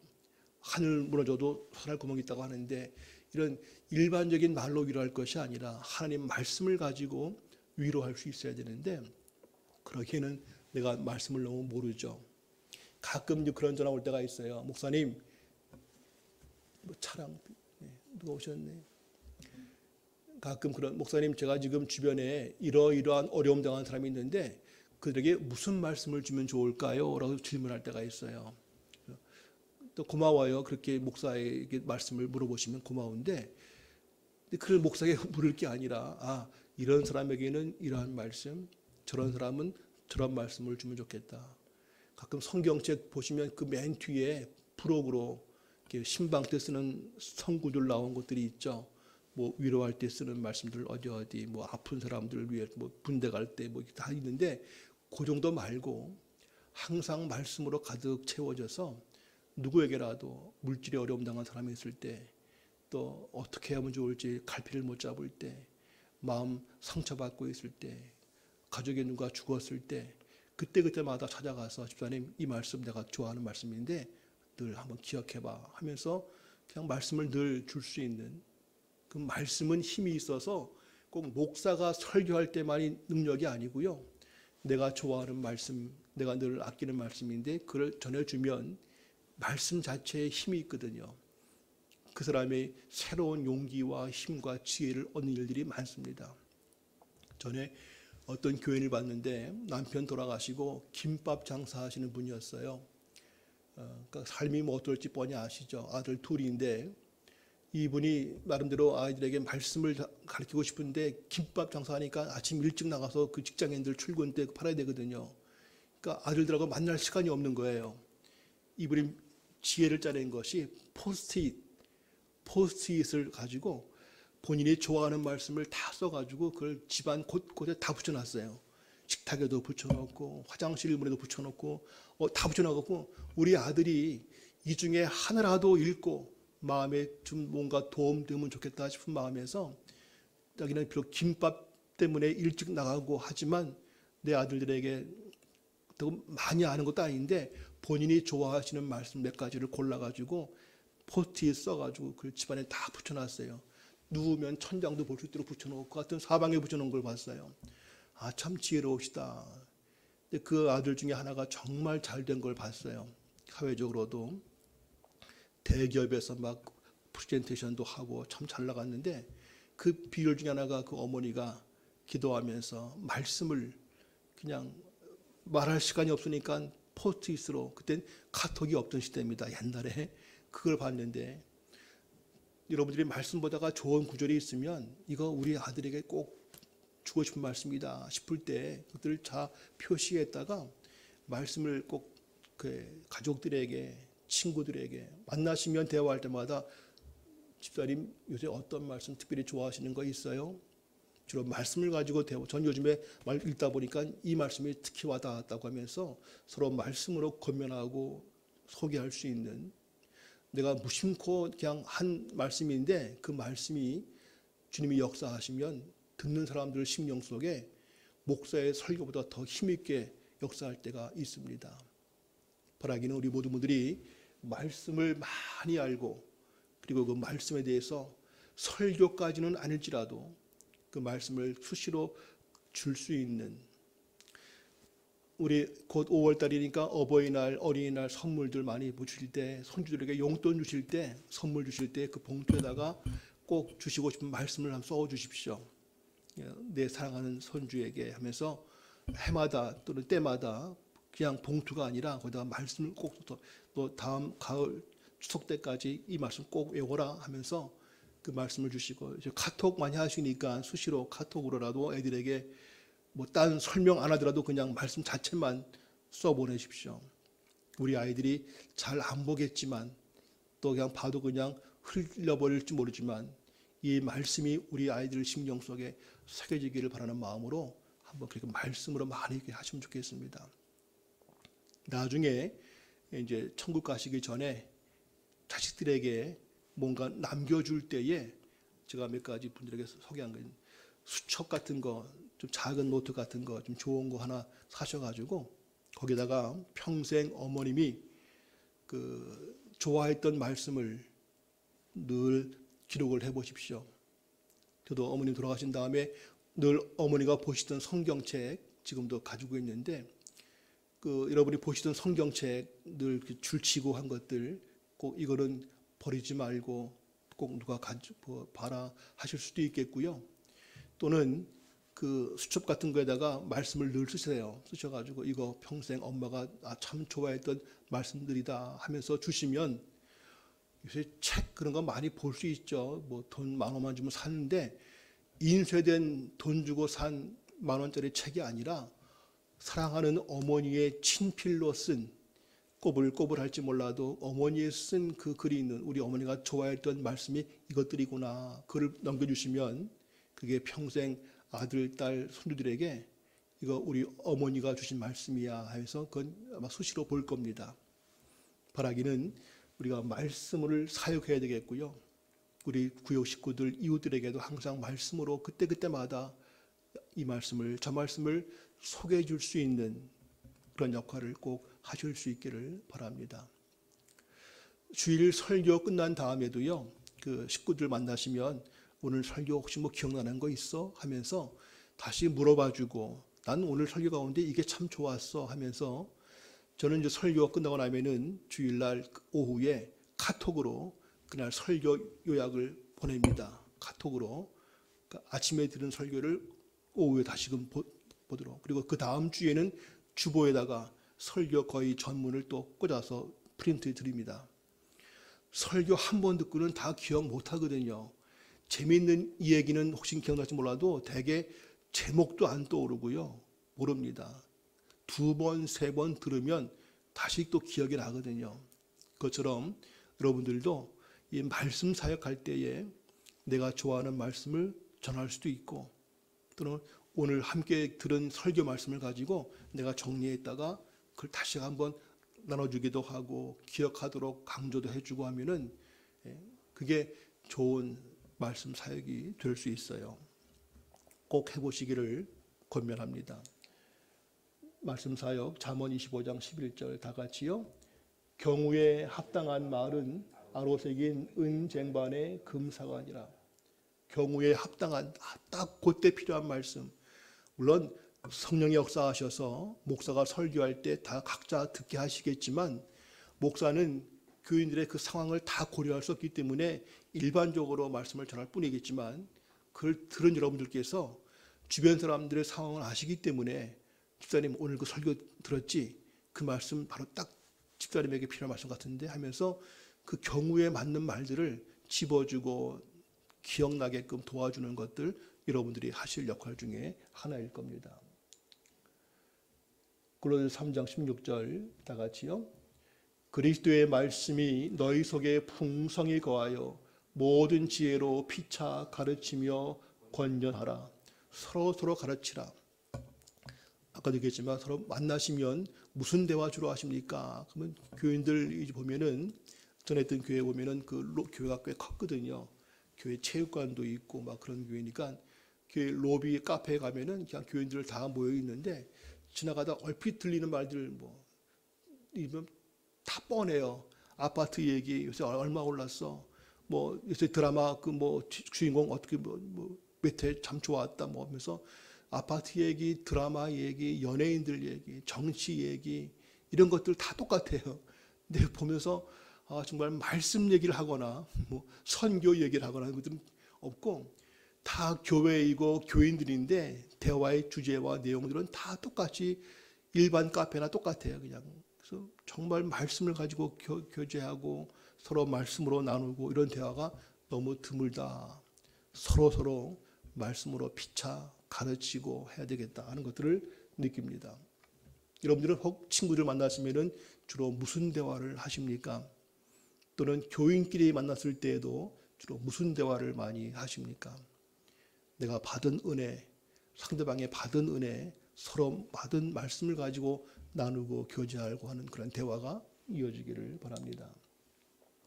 기도 사역, 아까 잠깐 했지만 기도, 우리가 해야 될 것들은요, 앞으로 우리가 뭐 선교를 위해서 또 외국 사람들을 위해서 뭐 한글을 가르치고 뭐 그게 중요한 것이 아니라, 그 이전에 우리는 목양 사역 늘 살펴야 된다. 그리고 말씀 사역, 비록 내가 목사가 아니지만 내가 말씀을 많이 알고 공부하고 늘 말씀으로 사람들에게 줘야 되겠다. 세 번째, 기도 사역을 해야 되겠다. 기도. 혹시 정기적으로 기도하는 분들 있습니까? 내 가족들 말고, 내 남편과 내 아내와 내 식구들 말고 내가 꾸준히 정기적으로, 매일은 아니어도 일주일에 한 번씩이라도 기도하시는 분이 있으십니까? 어떤 분들은 그러더라고요. 난 월요일은 교회를 위해서 기도, 목사님과 교회를 위한, 화요일은 시댁 식구를 위한 기도, 수요일은 친정을 위한 기도, 목요일은 구역 식구를 위한 기도, 금요일은 선교사들을 위한 기도, 막 해가지고 날짜별로 해가지고 하는 분들도 있고 한데, 뭐 그것도 감사하겠고요.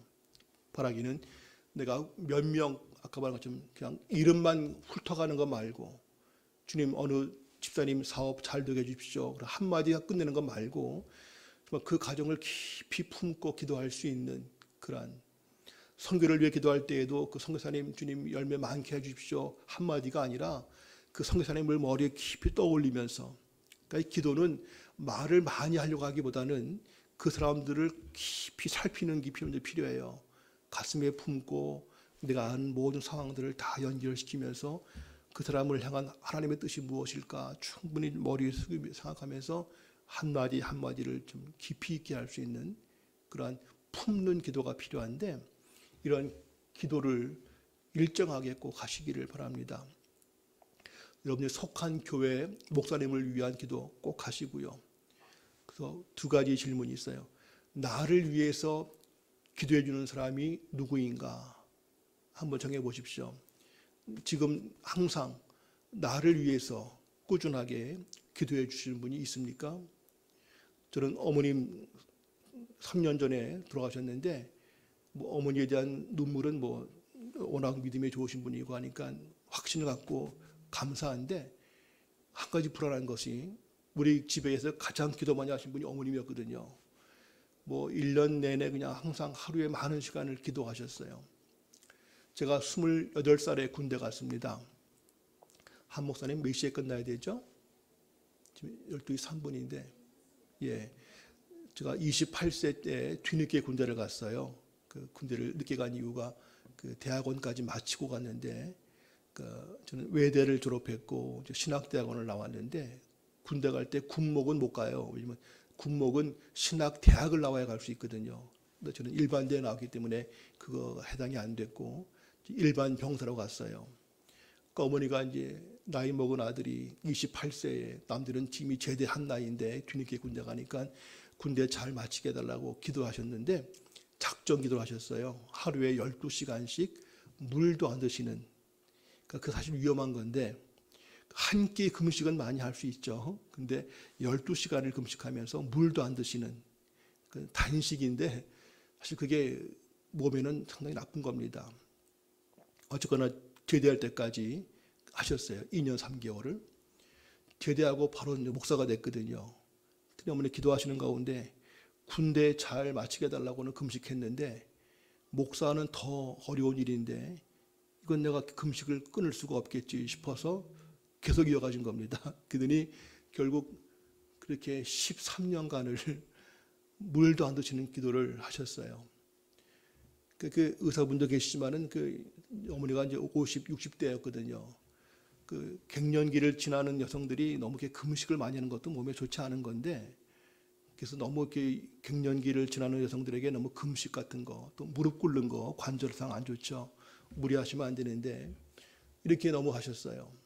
나중엔 그것 때문에 결국 이제 한동안 몸이 아프신 적도 있었고 했지만 하여튼 기도를 엄청 하셨어요. 저 때문에. 근데 딱 돌아가신 뒤에 저희 느끼는 가장 큰 허전함은 나를 위해서 항상 금식 기도하시는 어머니가 이제 안 계시네. 그럼 그 기도의 자리가 뻥 비었다 하는 그 마음 때문에 허전한 겁니다. 그러니까 이제 돌아가셔서 어떡하나 뭐 그런 눈물은 아니었고 천국에서 얼마나 귀하게 계실까에 대한 소망 가운데 바라보고 있지만 늘 어머님이 기도해 주셨던 그 자리는 어떡하지? 이런 마음이 있는 겁니다. 지금도 여러분들 볼 때 여러분들을 위해서 지금도 밤이고 낮이고 혹시 계속 기도하시는 분이 혹 있으십니까? 부모님 계시다면 하시겠지만 내 가족들 말고 내 가족 말고 나와 그 가족이 아닌 나를 위해서 늘 기도해 주는 사람을 적어도 서너 명 꼭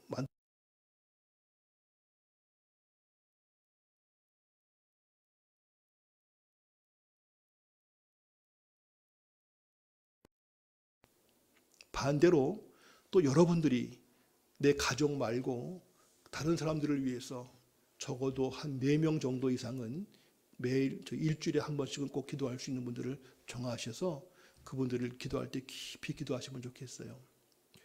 여러분 교회 목사님과 나섬 목사님 분들도 꼭 포함하면 좋겠고요. 교회 여러분들 친구 중에라든가 시댁 식구 가운데라든가 이웃 가운데라든가 여러분들이 앞으로 남은 생에 할 일 중에 가장 중요한 것이 바로 기도입니다. 아까도 어떤 분과 잠깐 대화를 했는데요. 한국 교회가 너무 잃어버린 것들이 기도를 잃어버렸어요.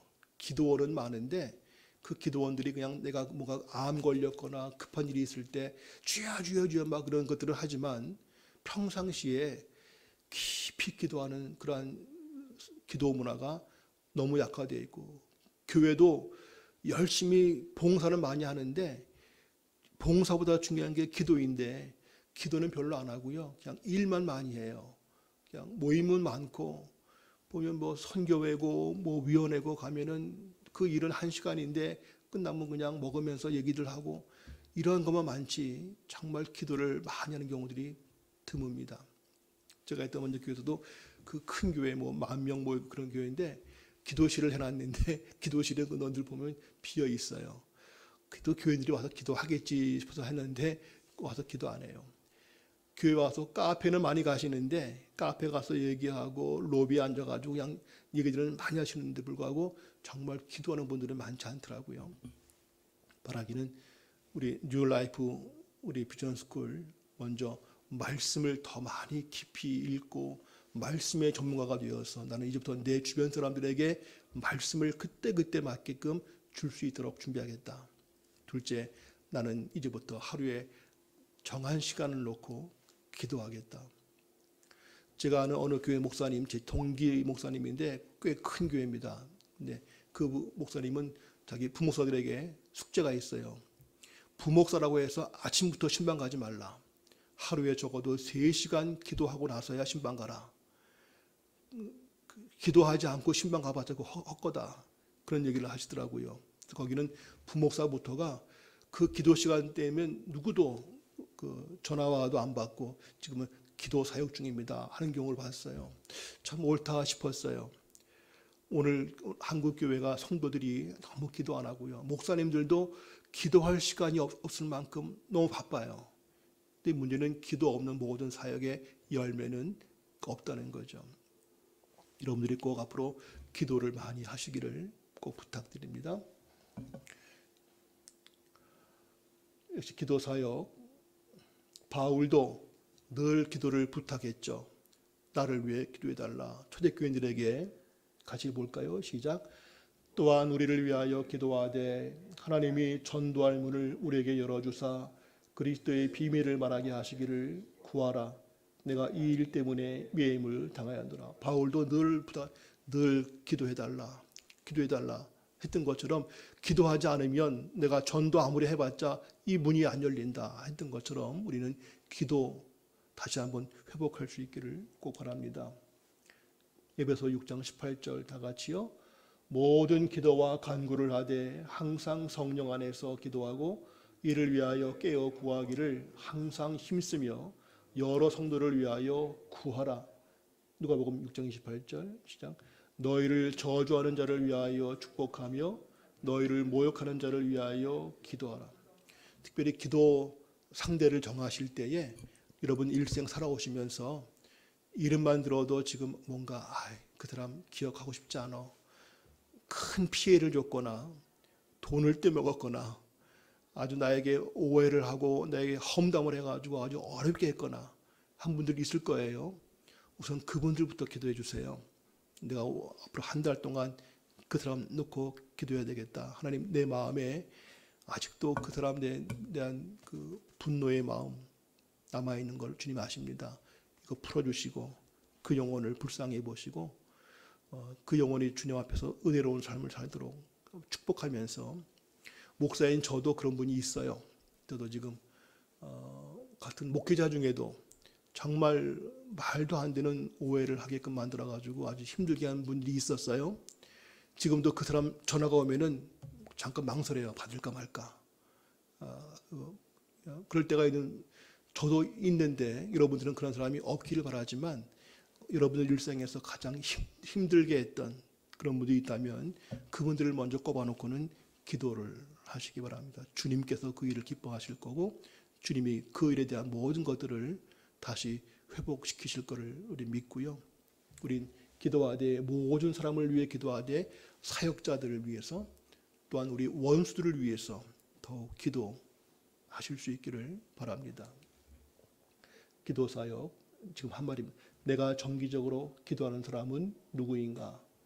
또 반대로 나를 위해서 지속적으로 기도해 주는 사람은 누구인가? 나는 그들과 어떤 관계를 유지하는가? 오늘부터 그 친구 중에라도 그 가까운 분이 있으면 내가 부탁할게요. 앞으로 일주일에 한 번씩만 날 위해 기도해 주세요. 부탁하시고요. 가끔씩 만나시면 밥 사주세요. 나 위해 기도하느라고 수고하지. 늘 고마운 마음으로 밥 산다고. 그분이 기도 안 하고 있으면 뜨끔할 거예요. 늘 기도하는 사람들 만나셔서 그들에게 정말 고맙다고 관계도 하시고 그런 관계 속에서 늘 기도할 거리를 연락 주시고 기도의 끈을 꼭 이루시기를 바랍니다. 이제 권면 곧 끝내겠습니다. 권면은 서로 권하는 거죠. 이거 참 좋은 거야. 함께 해보자 하는 거죠. 말씀 다 같이요. 서로 돌아보아 사랑과 선행을 격려하며 모이기를 피하는 어떤 사람들의 습관과 같이 하지 말고 오직 권하여 그날이 가까움을 볼수록 더욱 그리하자. 빨간 색깔 사랑과 선행을 격려하자. 오늘 여러분들께 오신 것도 누군가의 소개를 받고 오셨을 텐데 바라기는 다음 학기에 여러분 주위에서 한번 꼭 해보자. 한 다음에 어떻게 뭘 사역을 할지는 그건 모르겠지만 한번 꼭 이런 것도 있다더라 하면서 좋은 것이 있으면 사랑과 선행을 격려하셔서 자꾸 좋은 거는 알리고 소개하는 역할이 필요합니다. 불신자에게는 복음을 소개하는 게 전도겠지만 기존 신자들에게도 좋은 사역이 있으면 함께 소개해서 같이 참여할 수 있도록 하는 것도 좋은 권면이 되겠죠. 아무쪼록 이런 내 주변에 또 주변 분들에게 물어보세요. 혹시 내가 좀 뭔가 조금이나마 도울 수 있는 거 없을까? 한 달에 단 10,000원이라도 또 기도를 통해서라도 내가 뭐 도울 거 없나 하면서 내가 뭘 어떻게 할 수 있을까를 자꾸 찾아보는 마음들이 필요합니다. 위로 우리 주변에 어려운 분들 참 많죠. 말씀 다 같이요. 그러므로 피곤한 손과 연약한 무릎을 일으켜 세워주라. 물질 문제로, 가정 문제로, 뭐 자녀 문제, 기타 여러 문제로 낙심하고 어두운 영혼들 참 많습니다. 그들을 꼭 위로해 주라. 장례식 가면 천국에 대한 설교한 목사보다도 그 옆에 앉아서 손을 꼭 잡아준 집사님이 더 힘이 된다. 그런 말들을 많이 듣습니다. 위로는 목사가 가서 설교하는 거 아니고 여러분들이 항상 그 옆에서 마음을 잡아줄 수 있는 그러한 위로. 피곤한 손, 연약한 무릎을 일으켜 세워주는 것. 아마 주변에 많이 있으실 겁니다. 밥 한 끼만 사줘도 마음에 힘이 될 수 있고요. 커피 한 잔만 사줘도 그 마음에 힘이 될 수 있는 그런 분들이 반드시 있을 것이기 때문에 항상 그런 역할을 찾아보시기를 바랍니다. 목양사역, 아까 말한 거 마찬가지고요. 많은 사람들 부욕해주는, 읽어볼까요? 시작. 근심하는 자 같으나 항상 기뻐하고 가난한 자 같으나 많은 사람을 부유하게 하고 아무것도 없는 자 같으나 모든 것을 가진 자다. 사도 바울도 그러했지만 우리 모두가 늘 당신 뭐가 있다고 이렇게 남을 도와주려고 그래. 당신 일도 좀 급하고 힘든데 집사님 애 문제도 지금 힘들 텐데 뭘 더 하려고 그래 할지 몰라도 우리에게는 능력이 있죠. 나 역시 가진 거 별로 없어. 나 아는 거 많지 않아. 남들이 볼 때에는 특별히 볼 것도 없어. 그러나 우리는 많은 사람들을 부유하게 할 수 있는 하나님의 은혜가 우리 안에 있기 때문에 꼭 내가 돈이 많아야 누굴 도와주는 것이 아니겠고요. 내 안에 주님이 살아계시다고 하면은 우리는 다른 사람들을 부유하게 할 수 있는 힘이 우리한테 있다는 것. 이제 마지막 거의 갑니다. 본을 보이기. 제가 우리 딸이 한 번은 소파에 누워 TV를 보더라고요. 그러면 제가 누워 보면은 그 몸도 안 좋고 눈 나빠지고 안 되는 거야. 혼냈어요. 그리고 잠시 뒤에 보니까 제가 누워 보고 있더라고요. 우리 딸이 저한테 배운 거였어요. 그러니까 부모는 좋은 것만 보이고 싶어 하지만 아이들은 다 보고 배우지 않습니까? 그것처럼 목사들은 말 한마디 주의할 것이 교인들이 다 보고 배웁니다. 저희 교회에 꼬마 아이가 하나 있어요. 이제 3살짜리가 있는데 주일 예배 끝나면 꼭 앞에 나와가지고 강별상 위에 서서 제 흉내를 내요. 근데 보니까는 걔 마이크 따로 있어요. 꽂아놓고 하면은 마이크 대고 하면서 이기도 하더라고요. 기침도 따라 하더라고요. 그리고 꼭 물컵이 있어야 돼요. 그러니까 저는 그 아이를 의식하지 못했는데 제가 설교할 때 물 마시고 하는 거 다 따라서 하더라고요. 야, 저 3살짜리가 다 보고 있었구나 했습니다. 여러분들의 모든 삶에 대해서 여러분들이 놀랄 만큼 주위 사람들이 다 보고 있다는 것, 그 앞에서 예수 믿는 게 뭔지, 그리고 기도라는 게 뭔지, 내가 예수님 때문에 참는 게 뭔지를 다 보여주실 수 있기 바랍니다. 본을 보이는 것, 이게 우리가 해야 될 가장 중요한 것 중에 하나입니다. 목양 늘 살피는 것, 말씀 사역 늘 말씀으로 깨우치고 도와주는 것, 기도하는 것과 함께 권면 좋은 일을 함께 하자고 하는 것, 내가 본을 보이는 것, 그러나 부족하지만 그래도 예수님을 닮으려고 애쓰는 한 가지만 꼭 봤으면, 그러한 모습을 여러분들이, 우리의 자식들이 부모님인 여러분들을 통해서 어떤 모습을 배웠으면 좋겠는지를 꼭 생각하셔서 기도하시고, 주님, 우리 아들, 딸이 저를 통해서 최소한 기도하는 신앙이 뭔지를 배우게 해주십시오. 우리 아들, 딸이 우리 부모인 저를 통해서 아무리 힘들어도 하나님을 의지하면 된다는 것을 꼭 보고 배울 수 있도록 해주십시오. 기도하시면서 본을 보이는 우선 가족부터 그리고 이웃에게 하실 수 있기를 바랍니다. 넘어가고요. 이제 이러한 역할들을 하려면 준비가 필요하겠죠. 먼저 에베소 4장 11절 12절 다 같이요. 시작. 그가 어떤 사람은 사도로, 어떤 사람은 선지자로, 어떤 사람은 복음 전하는 자로, 어떤 사람은 목사와 교사로 삼으셨으니 이는 성도를 온전하게 하여 봉사의 일을 하게 하며 그리스도의 몸을 세우려 하십니다. 2가지 빨간색, 온전하게 하라. 우리가 예수님을 닮은 사람 될 수 있도록 온전하게 하라. 성품도 예수님을 닮은 성품, 말씀에 대해서도 충분히 알 수 있도록, 그리고 예수님처럼 살아갈 수 있도록 온전하게 해야 될 것이 있고, 2번째, 그러한 자가 됐을 때 그리스도의 몸을 세워나간다. 봉사일을 한다. 그러니까 교회 일도 목사가 하는 게 아니고, 목사는 예배를 인도하고 설교하지만 교인들을 잘 훈련시켜서 정말 예수님처럼 만들어 놓고, 중요한 것은 그들이 가정에서, 직장에서, 사회 속에서 예수님처럼 살도록 만들어가는 것, 그들을 통하여 하나님 역사하도록 하는 것, 이것이 필요하다. 이게 바로 평신도의 역할이 중요한 거다.